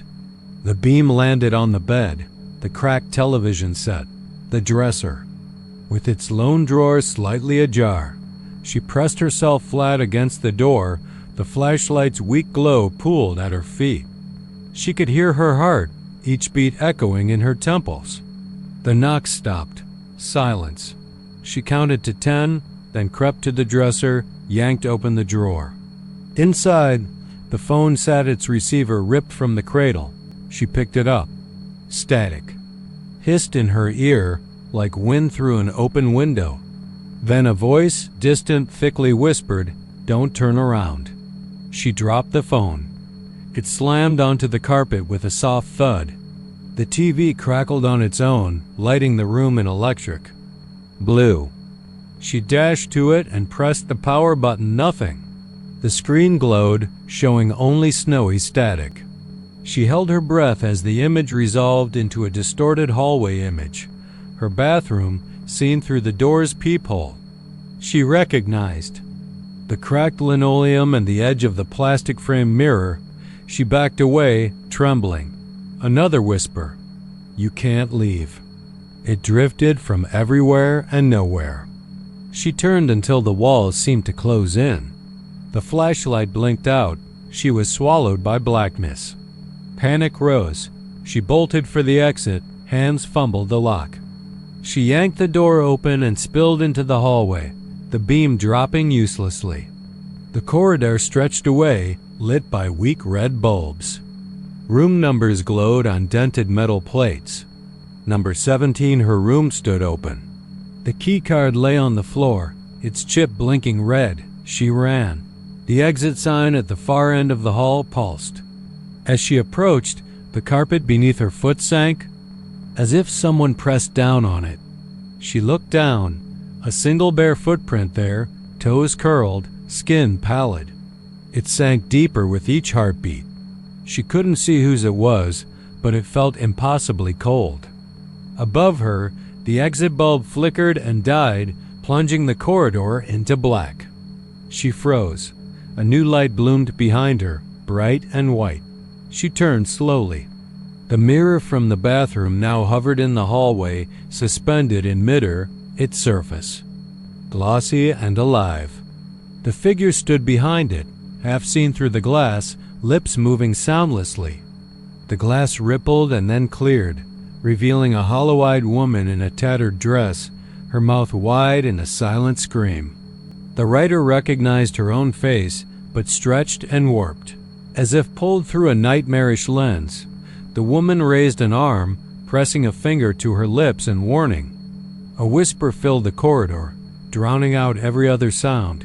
"Stay with me." The glass cracked from corner to corner. The woman's reflection collapsed inward, and the shards fell like rain around the writer. She saw sharp edges slicing through the darkness, each shard reflecting a fragment of her own terrified eyes. She threw herself past the broken mirror, stumbling out into the parking lot, her chest bleeding with each ragged breath. The night wind lashed at her as she ran toward her car. She fumbled the keys, turned over the ignition. The engine caught, lights pierced the black. Tires spun on loose gravel. She hit the gas and the car lunged forward, leaving the motel sign. Behind its neon letters sputtering nitrogen monoxide L. In a dying flicker. Through the rearview mirror, she watched the motel sunset recede into the distance. But in the corner of the mirror, she saw a pale hand pressed against the glass of her own window, fingertips drifting slowly across the surface, and that silent face staring with hollow eyes that promised it would follow her home. I never expected Marfa to be so vast, so silent. The adobe rental sat at the edge of town, a squat, sun-baked rectangle of ochre clay bricks and red-tiled eaves, low and sprawling like a creature flattened beneath the desert sky. Its windows stared blankly westward, where the Chuhuahuan Desert stretched to the horizon, a sea of mesquite and creosote. On my first evening, I unpacked my camera gear beneath the slanting light of a brass sconce, its bulb warm and yellow against the swelling dusk. I'd come to film a short documentary on the peculiar luminescence known as the Marfa lights, the flickering orbs that hover above the flat plain like mischievous spirits. The internet buzzed with speculation mirages, car headlights, ghosts of long-dead travelers, but I was chasing atmosphere, that ineffable sense of uncanny beauty that this place carried in its bones. Night fell quickly. I stood outside in the salt-crackled yard, the Texas sky an inverted bowl of glittering silver, and set up my tripod, the camera's red diode blinking like a heartbeat. But the lights never danced. Nothing moved beyond the slow drift of stars. I felt the first tingle of unease when I noticed the adobe walls behind me, where tiny fissures curved like veins in desert stone. I chalked it up to the wind, which rose. Without warning, whispering through yuccas and rattling plastic bottles in the trash heap by the back porch. I went inside and locked the oak door, its old bolt clicking in protest. Sleep eluded me. My sheets smelled like earth and sun-baked clay, coarse against my skin. At 2 a.m, the ceiling groaned. At first I thought it was the house settling, an adobe structure expands and contracts with temperature, but soon the groaning sharpened into something more deliberate. I pressed my ear to the pillow and heard it, the faint, deliberate scratch of fingernails across wood. It traced a slow, stuttering pattern like someone tapping an anxious tattoo against the tongue of their shoe. The ceiling boards creaked under wood. And then, just beyond there was a soft thud, as if a weight shifted above me. I flipped on the lamp.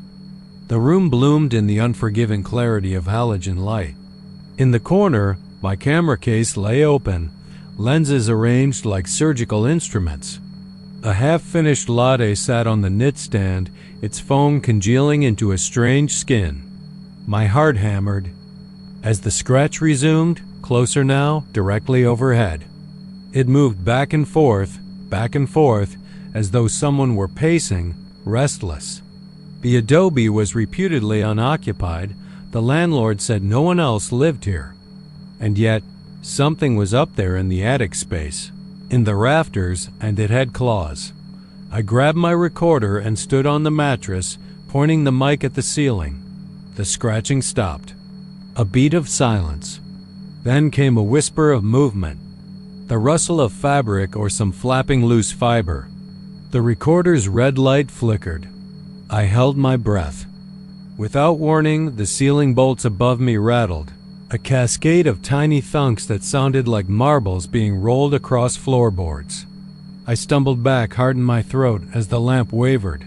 In that trembling glow I saw it, a thin shadow, stretching across the plaster where no beam should cast one.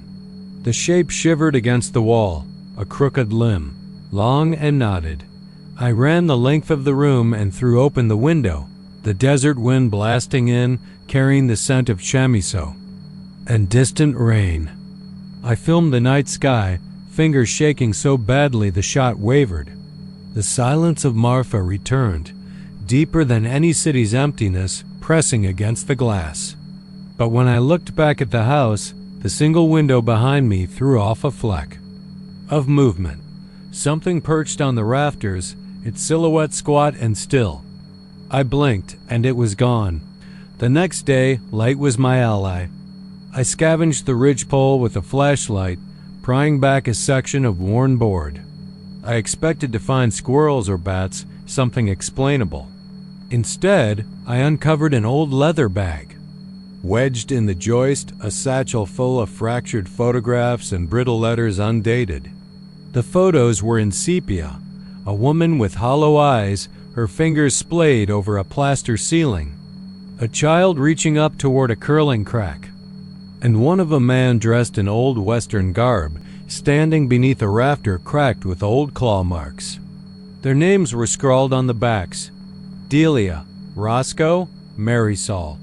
The letters spoke of a mining accident long ago, of neighbors vanishing without trace, and of strange nocturnal sounds that drove the residents mad. The bag smelled of mold and old blood. I took the artifacts down and locked them in my suitcase. That night, I positioned a camera at the foot of my bed, a motion sensor aimed at the doorway. I forced myself to sleep, the recorder whirring at my head. At precisely 3:03 a.m., the sensor tripped. The camera clicked on and caught a shape emerging from the adjoining room. A woman in a tattered white dress, hair wild, skin chalk pale. She hovered at the threshold, knees bent unnaturally, arms hanging like ragged curtains. Her mouth opened in a silent scream, like she'd lost her voice years ago. Then she drifted downward, toward the bed, her form rippling as though underwater. I bolted upright, eyes blazing with reflected moonlight, but she paused a foot from Foley, the mattress, and raised one hand. Her fingers were long, each joint swollen and gnarled with 100 tiny scars. She pressed her fingertips to the ceiling, and the old board shrieked an ear-splitting, high-pitched bellow that rattled my teeth. I covered my ears, but the sound burrowed into my skull, fracturing my mind like a dropped pane of glass. Camera fell, its red light flickering madly. She was gone, but the echo remained. A chorus of nail scraping, 100 tapping dread notes. I fled the house, hauling my equipment in the cold dawn, stumbling across the yard until the adobe stood behind me like a grim monolith dot back in town. I reviewed the footage. The spectral woman hovered in every frame, unmoving, her eyes fixed on the rafter overhead. I tried inviting experts to explain it away: light diffraction, a hallucination from caffeine and stress, but no one could account for that shriek, that fleshy, convulsive keening. The photographs, too, Delia and Roscoe and Marisol, vanished from historical records. There was no proof they ever existed. I left Marfa the next morning, the roaring curtain mountains of the Davis Range slipping away behind me like an unquiet dream. But sometimes, late at night, I still hear that high-pitched wail, stretching through my old apartment, amplified by the hollow ceiling. I think of those adobe rafters, of the woman in white fingering the boards. I know she's still there, scraping. Awaiting the next filmmaker brave or foolish enough to stay to listen to the screeching ceilings of Marfa. He arrived before dawn, his feet crunching gravel between rusted rails slick with salt spray and dew. Galveston switchyards stretched around him like a skeletal cathedral of steel. Boxcars lined in ghostly rows, their chipped paint flaking. Away in the damp air, their numbers half erased by corrosion. A fog hugged the ground, drifting tendrils weaving through wheels and grates, muffling sound and chewing up distances. The smell of oil and brine filled his nostrils, creeping into his lungs like some silent promise of decay. He set up his tripod on an embankment of broken sleepers, his breath pluming white, and waited for the blue hour to fracture into day. He wasn't superstitious. He tracked hurricanes and sharks, hunted storms in the panhandle, waited for the light that turns mud into molten gold. But something tugged at him this morning, as though all those years with camera in hand hadn't ironed out the shiver that snakes down your spine in a place like this. Something felt off.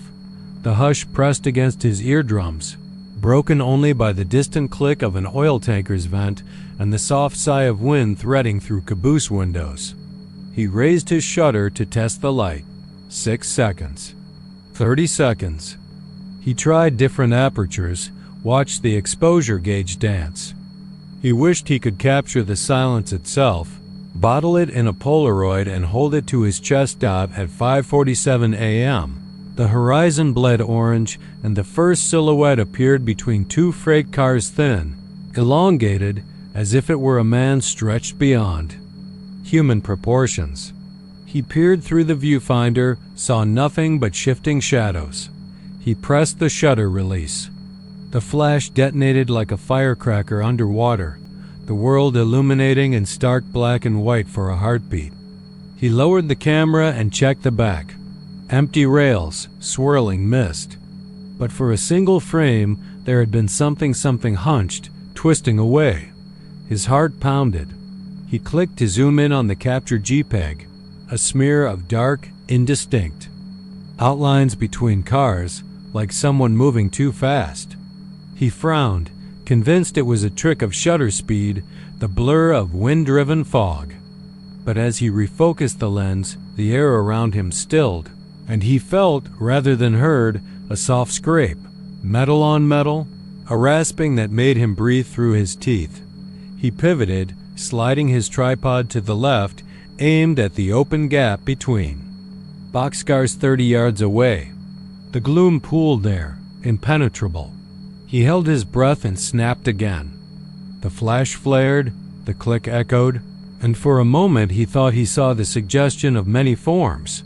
Shoulders, elbows bent at unnatural angles, heads tilting toward him in silent curiosity.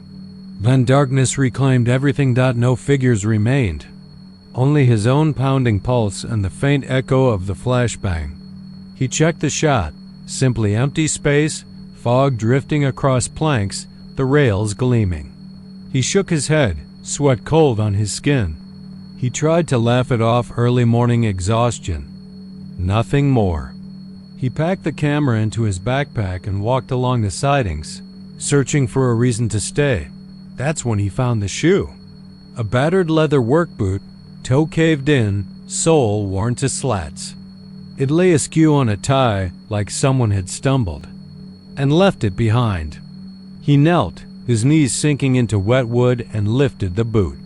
Inside, the lining was frayed, the last vestige of a sock visible. He braced his palm against the rail and stood. He scanned the yard. No footprints in the mud. Not even a disturbed leaf. He felt the air shift behind him and spun. A boxcar's door creaked, sliding on tracks of its own. He glimpsed movement at its edge, a shadow withdrawing. He raised his hand, called out, voice brittle, "Hello?" The echo answered him. The car's door shuddered as if buffeted by an unseen hand, then stilled. He exhaled, convinced it was wind. But when he took a step forward, the boot fell from his grasp, tumbling back onto the tie.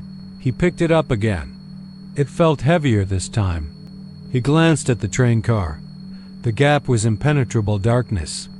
A slow breeze rustled the fog, but he sensed no wind.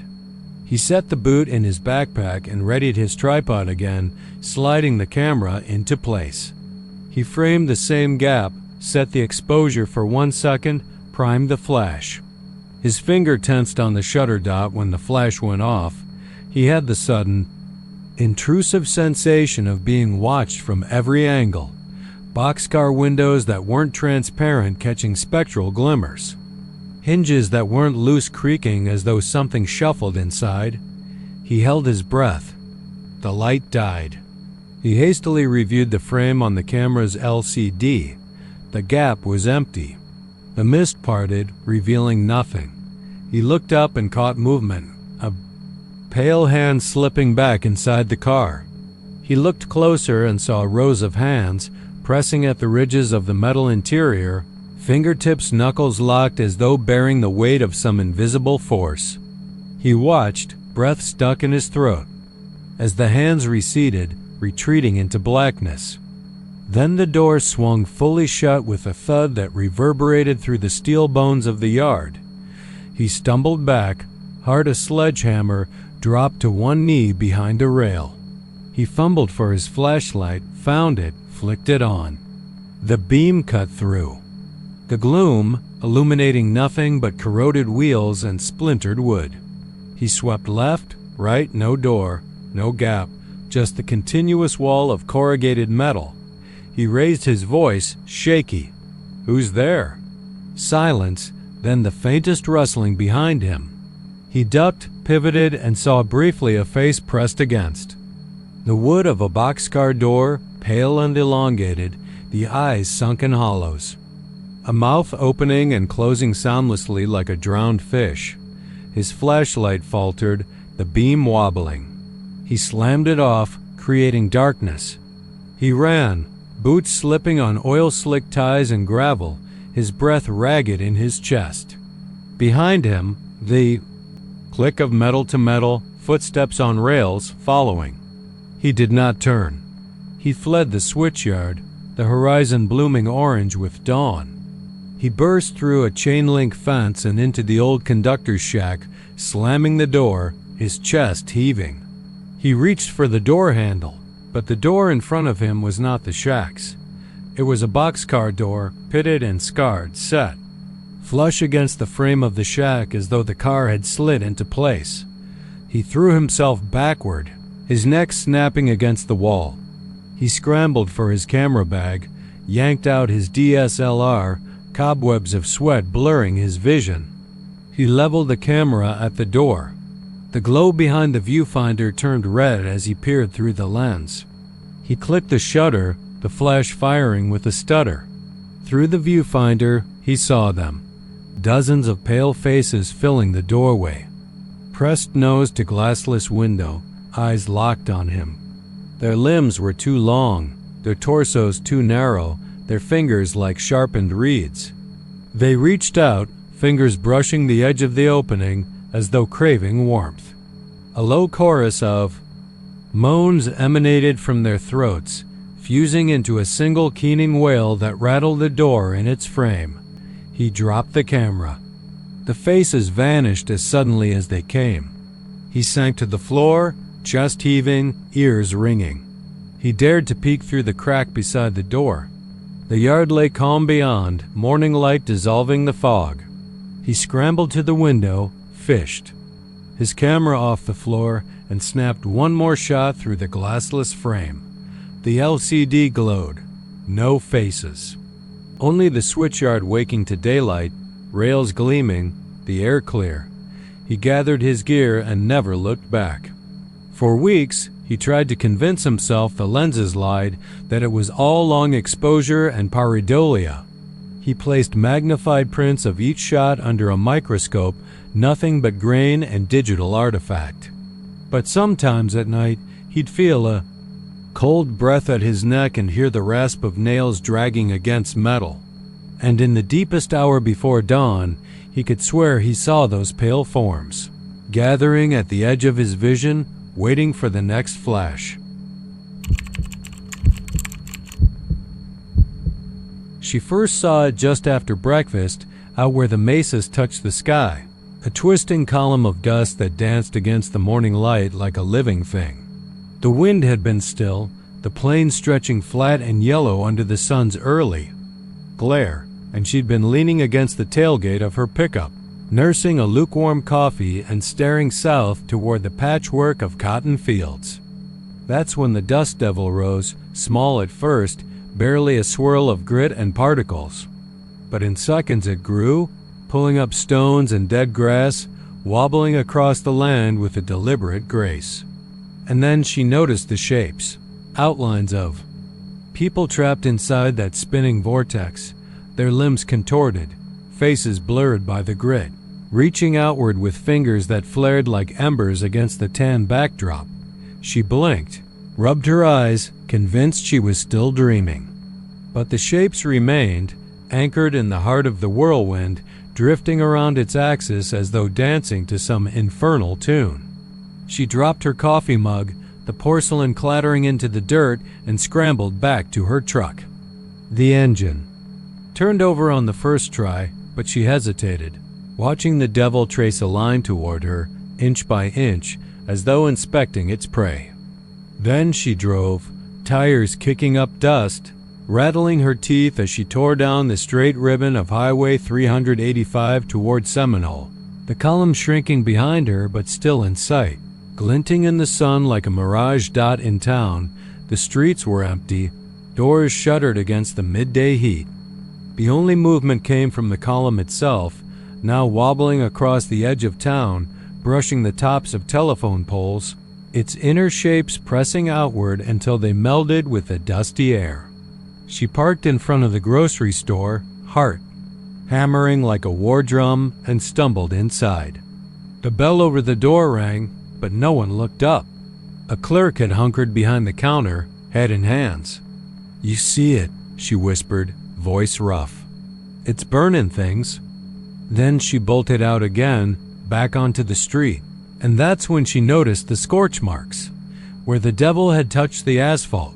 Blackened rings fanned out like braille, heat soaked into the tar. The shapes inside reached beyond the column. Now, skeletal hands of fire-streaked flesh stretching toward her across the sun-baked pavement. She could hear them, low keening sounds like wind singing through a ruined church, rising into tortured wails. She slammed herself into her truck and peeled out. Rubber burning on the road dot at the edge of town, she encountered a pickup overturned in the washboard dirt. Its driver sprawled in the road.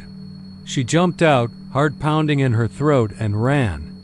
To him, his skin was blistered, red and raw where the dust had scraped him, his eyes wide and unseeing. He gurgled something she couldn't catch before rolling away, clutching his chest where the shapes had clawed at him. She grabbed his arm and tried to pull him up, but he went limp. His fingers left prints in the dust, black as charcoal, as though the very air had burned him. She dragged him into the truck, jammed the door shut, and floored it toward the old oil field. She knew that place-rusting pump jacks standing sentinel over the dusty expanse. Maybe she could lose the storm. Among the skeletal horses, the road wasn't much more than tracks, deeply rutted and only fit for a truck like hers. She bounced past rusted tanks and broken fences, glancing in her mirror. The dust devil was back, smaller now, but swift, weaving between the derricks with a terrible urgency. It gathered speed, and she realized it was converging on the fields. Hart, where a cluster of concrete foundations marked the site of the Great Seminole Fire of '58, a wildfire so ferocious it had scarred the land, killing workers trapped in their bunkhouses. The bones of that tragedy lay buried somewhere beneath these oil wells and scrub mesquite. She parked and grabbed her phone. She toggled the flashlight, then held it aloft like a weapon, though she knew what she faced wasn't rational. The column slowed as it reached the field, the shapes now distinct in the swirling haze. Men and women in dusty coveralls, their faces fibrous and cracked, their eyes glowing with terrible intent. They drifted on the wind, not bound by gravity, fingers scorched to skeletal red, reaching for her. Heat pulsed from their forms in visible waves, distorting the air, and she smelled burning cotton mixed with something fouler, like the odor of incinerated flesh. She took a step backward, then another, bumping into a pump jack. The chains creaked above her head, a mocking lullaby. She shone the light upward, catching rivets and gears old as memory, then turned back. The devil's base had widened. It was anchored now to the ground, a funnel of destruction ready to spill. The figures drifted toward her, and she saw their mouths parting in silent screams, tongues ashy and flickering embers. She raised the flashlight like a shield, and in that instant the dust devil answered. A twin column rose beside it, pale tendrils of flame dancing at the edges as though the whirlwind had combusted from within. She screamed, and the sound was Samoa's. Swallowed by the keening, the ground beneath her cracked, and a scoured circle of red and black spread outward, roots burning beneath the soil. She stumbled, dropped the flashlight, then kicked at the dust, sending grit into the faces of one shape that lurched close. Its scorched fingertips closed around her ankle, and she felt the heat, a blistering pain that seared her boots. She jerked free, rolled away, and landed in the dust, coughing as grit filled her lungs. She spat and spat until the world swam back. Into focused dot above, the twin columns swayed in a cruel ballet, and she saw the truth. The fire that had killed those men and women had never left. Their bones, their ashes, their anguish had been caught in that whirlwind all these decades. And now the land was ready to share them again. She scooped a handful of dust, held it tight, and flung it into the flame-wreathed tornado. The particles vanished, absorbed into the inferno, and the column shuddered. She grabbed a chunk of concrete, wind-blown and pitted, and heaved it at the heart of the vortex. It struck with a crack like thunder, and the devil recoiled, scattering. Shapes back into its maw. She heard a distant clang the pump jack above her, the chain loosening from its anchorage as the wind shifted. She crawled toward it, hands tearing at the earth, and found the lever. It was heavy and rusted but dislodged with a sickening snap. She yanked it down, and the machinery groaned to life, slinging oil and grease as it spun. The noise was deafening, a metallic drone that cut through the wailing. The columns flickered, sputtered, and began to collapse inward. The human forms inside fractured into ember-like motes, spiraling down like cursed rain before the vortex winked out, leaving only a plume of black smoke rising from the spot where the devil had stood.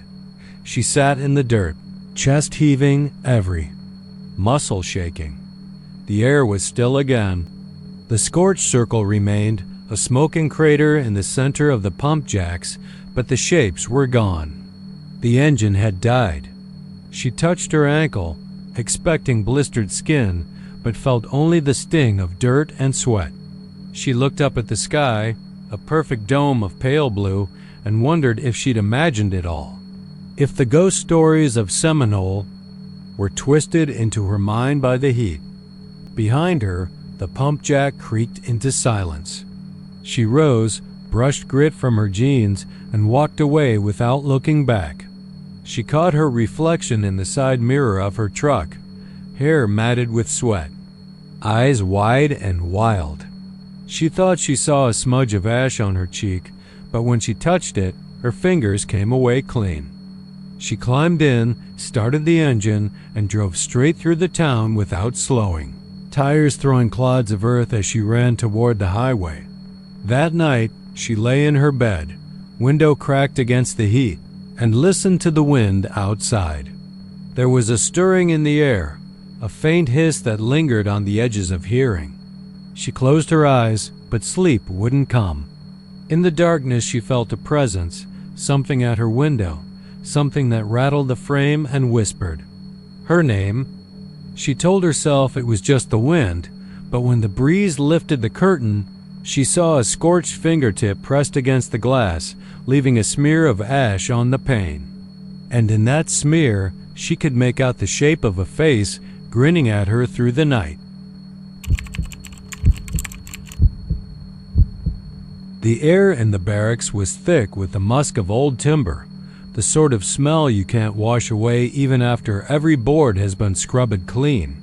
I'd arrived at Fort Griffin just as dusk was bleeding out of the sky, the last embers of sunlight lingering on rusted hinges and weather-worn bricks.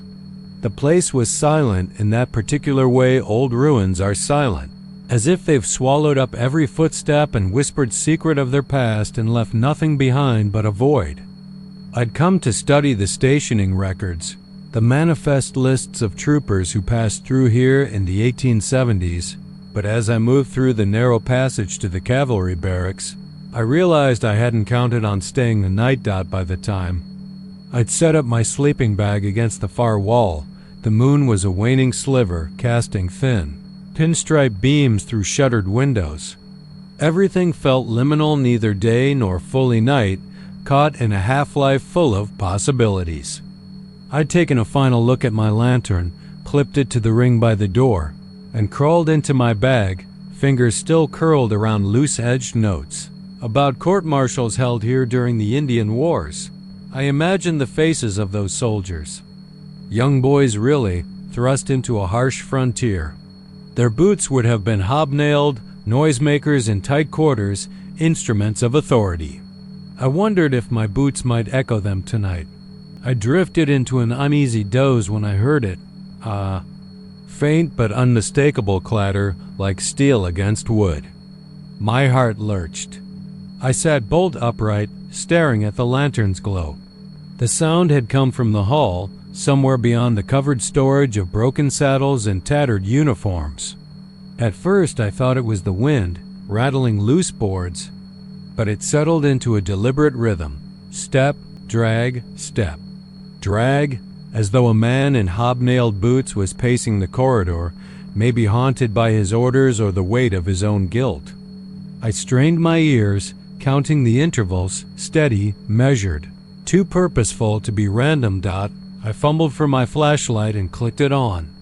The beam cut a narrow path through the gloom. My name felt off my tongue as I whispered, "Hello?" The echo folded back at me, a cold reminder that I was alone, or so I told myself. Footsteps continued, now sliding over the warped planks, and a low murmur followed, just beyond hearing. I pressed myself against the wall, the flashlight trembling in my hand, and dared to stand. Each breath tasted of dust and regret. I told myself I would find nothing but empty hallways and drafts. I told myself that to keep from running, I stepped into the corridor. The flashlight picked out splinters, the grooves of old nail holes, and up ahead, the faint shine of metal affixed to the floor where horses might have been tied. The weight of history pressed on me like the final count of a firing squad. Another clatter closer, my knees threatened to buckle. I swallowed, flicked. The light left, then right. Nothing. A door at the far end stood slightly ajar, the frame carved and aged. I approached, each footstep muted by the centuries-old board. And there it was, a pattern of shallow grooves scoring the wood in perfect parallel lines, like claw marks but too straight, too deliberate to be animal. My pulse thundered in my ears. When I realized the grooves aligned with the treads of hobnailed boots, someone had paced this hallway hundreds, no, thousands of times. I swallowed, cold dread spiraling down my spine. A breath behind me, too sudden to be the wind. I spun, flashlight whirling, no one. But then, down the hall, the door at the end creaked open in slow motion, hinges squealing. My legs locked. The door was unbolted, never locked in living memory. Yet there it moved as if pushed by unseen hands. A shape blocked the light, a shadow of a man, tall, shoulder squared as if shouldering a rifle I could not see. There were no details, only the silhouette, a cavalryman's gait, a slouch hat low over the eyes. He did not move forward, nor did he retreat. He simply stood, listening, waiting. My voice caught in my throat. "Who's there?" I rasped. No answer, only the distant murmur of boot against wood, mixing with the slow drip of water from a cracked gutter outside. The lantern by the door flickered, then went dark, plunging me into pitch. I tried to breathe, clutched at the doorframe for support, and the shape stepped back. The door swung closed, clicking into place, the room freezing as though it had never been moved. I blinked, and the corridor was empty, but the grooves on the floor felt fresh, as though just carved. My flashlight dimmed to a weak glow, shadows pooling around the corners. I stumbled back to my sleeping bag, heart hammering. I told myself I'd imagined it, a trick of nerves after digging through dusty journals. I told myself I'd leave in the morning, but morning felt impossible and that suspended darkness. Sleep refused me. Every creak of wood, every sigh of wind, sounded like deliberate steps, a rehearsal of some grim ritual. I lay with my back to the wall, flashlight in hand, listening to the house breathe. At one point, I swear I heard laughter tinny and hollow seeping from behind the door. I pinched myself, and it stopped. I dared not move for the rest of the night, willing daylight to come. When dawn finally crawled in through the slats, gray and hesitant, I pushed myself upright. The hallway was empty, silent except for the cry of a lone bird overhead. My lantern hung crooked. The bulb was smashed, shards of glass scattered on the floor. I took a breath that felt as ancient as the fort itself and slipped on my flashlight. I had one last look at the grooves, fresh as dew, their edges crisp.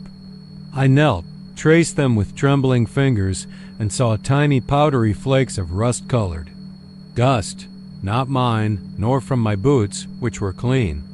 My heart sank. I fled the barracks without looking back, stumbling over broken floorboards, my pack forgotten until I hit the outer gate. I turned once. The structure loomed in the pale light, lifeless but watching. I swear I saw a dark figure at the window, hat brim low, tilting as if nodding farewell. I never returned to Fort Griffin, but the grooves haunted me. At night, I can still feel the weight of unseen boots pacing behind me, step, drag, step, drag, counting out a march to some forgotten grave, calling me back to keep company with the dead who never left. The sun was dipping below the Texas sky when she came upon the well, half buried by kudzu vines and stubborn oak roots. Dust clung to her boots and heels, each step kicking up the odorous rust of dried iron-rich clay. The highway behind her had swallowed the last of the cars, leaving a scar of blacktop that vanished into empty shoulder and scrub brush. She was tired, so tired that her legs felt like lead, but something about that place beckoned her on. A rest stop of sorts, though there was nothing here but that old stone mouth, the rim worn smooth by decades of tossed pennies, prayer cards, and broken dreams. She set down her pack and ran a finger along the well's lip. The stones were slick, with moss and whispered of dampness below.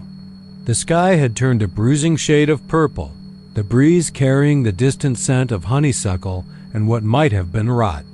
She dug a copper coin from her pocket, the ridged edge cold against her palm. No matter that wishes were folly, it felt like the right thing to do. She closed her eyes, thought of home, of the emptiness that had driven her out of it, and dropped the coin. It clinked once, twice, then fell silent. That house stretched out like a waiting thing. She peered into the well's mouth, but darkness swallowed her sight. Then she heard it, a soft, wrenching sob. It rose from the black throat of the well, jagged as shattered glass. At first, she thought it might be the breeze tangled in the vines, but the cry was too human, too anguished. The sobs came single, deliberate, like someone trying to hold back a flood of tears. She pressed her ear to the cold stones, one hand braced against her heart as it hammered in her chest. "Hello?" Her voice came out high and strange. "Is someone there?" She didn't really expect an answer. Nothing lived down there. Nobody. Survived the dark miles of tunnels and bedrock. The sobbing paused, and for a heartbeat the world held its breath. She felt the warm air ripple across the well's opening. Though the wind had died behind her, a dragging sound followed, like fingernails scraping stone. She jerked back, heart in her throat, and saw the moonlight catch on a slender shape coiling inside an arm, pale as the inside of an eggshell. Its elbow dug into the rock, knuckles white. The sobbing started again, closer now, and she could see the ragged hem of a cotton dress, threadbare and stained. The rest of the body was lost in shadow, but the arm stretched as though testing for purchase, seeking purchase. Fear lanced through her legs, but she was rooted to the spot. The sobs turned into pained whispers, indistinct syllables of loss. "Mama, please, don't go." The arm flexed as if to steady itself, and then the darkness inside the well winked with a pinprick of light. A single eye, a milky pupil. Framed in bruised flesh, blinked once, unhurried, unblinking. That was when the tug happened. A swift, forceful yank at her ankle, cold as river water. She staggered, her pack falling to the ground. She stumbled backward, trembling so hard she could taste blood in her mouth. Her fingers clawed at the grass, and she looked down to see a hand, bony, skinny. Two lone fingers tipped with cracked nails gripping her boot. The tug repeated, a silent plea for purchase, and she froze, the world abandoning her as adrenaline screamed through her veins. One moment of stillness passed, and then she yanked her leg free. The hand released with a wet, slurping sound, like something tearing loose inside. She scrambled away, boots slipping in the loose clay, her breath coming in ragged sobs of her own. Behind her, the well seemed to sigh, an exhalation of something. Ancient and hungry, she dropped to her knees 20 feet away, chest heaving. The moonlight painted the landscape in silver and ink. There was no body in sight, no hand clinging to the stone. Only the well, a black emptiness yawning like the mouth of some beast. The sobbing had stopped, but she was sure she heard it still. A soft echo, a lament that crawled across her skin. She scrambled to her feet, mind racing. Parked further up the highway was her rental car, headlights off. Her phone lay forgotten in her pocket, screen cracked and useless. She glanced back at the well, half expecting the arm to snake its way out. Instead, the vine-covered stone stood unmoving, silent as a tomb. She forced her legs to obey and ran, each step pounding against the hollow bones of that night. The road was empty, silent except for her own panting. Somewhere ahead, the lights of Waco twinkled, a promise of warmth and noise. She didn't dare look back, but she could feel it. That presence, watching her, pressing against the boundary between earth and sky. The sobbing drifted on the wind, distant now but unmistakable. She reached her car and fumbled with the keys, hands slick with sweat. The metal door handle turned with a reluctant click, and she slammed inside, yanking the door shut. The engine roared to life, tires crunching gravel as she peeled away. She didn't slow until she crossed the bridge over the Brazos River, night pressing in on all sides. Only when she was safe beneath the neon glow of a 24-hour diner did she allow herself to breathe.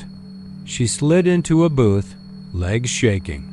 Beneath the table, and the waitress appeared with coffee and a sticky pad. Her hands trembled as she sipped the bitter brew, but she forced herself to look up. I saw something," she said, voice small. The waitress blinked, pen poised. "At an old well out there, pastel mott. There was a girl. Or something crying? The waitress shook her head, scribbling. You want a slice of pie, hon? She didn't seem surprised. Just another lost soul with a late-night story. But the traveler leaned forward, eyes wide. You know anything about a crying well? The waitress frowned, licking her lips. They say it's haunted by a girl who fell down there back in the 1920s. They called her Susanna. Body was never found, only her scream rising. Through those stones, she tapped the pad. They say if you make a wish and hear her weeping, she might. She broke off, folding her arms. Might pull you in next. The traveler swallowed. Outside, the neon washed the windows in pulsing pink and green. But all she could see was that well, twisting vines and ancient stones. The coffee tasted like regret and broken promises, bitter in her mouth. She dropped $1 on the table and pushed away the plate with her untouched slice of pie. I'm never going back, she said. The waitress nodded, though her eyes were distant, as if she'd heard the sobbing two-dot in the borderland between sleep and wake. She still hears it. The soft, ragged sobbing that seeps through her dreams, calling her back to the well. She wakes, with the taste of clay on her tongue, fingers digging into the sheets as if to pull herself from that darkness. And sometimes, when the night is too still, she feels a tug at her ankle light but insistent, reminding her that some things never let go once they find hold.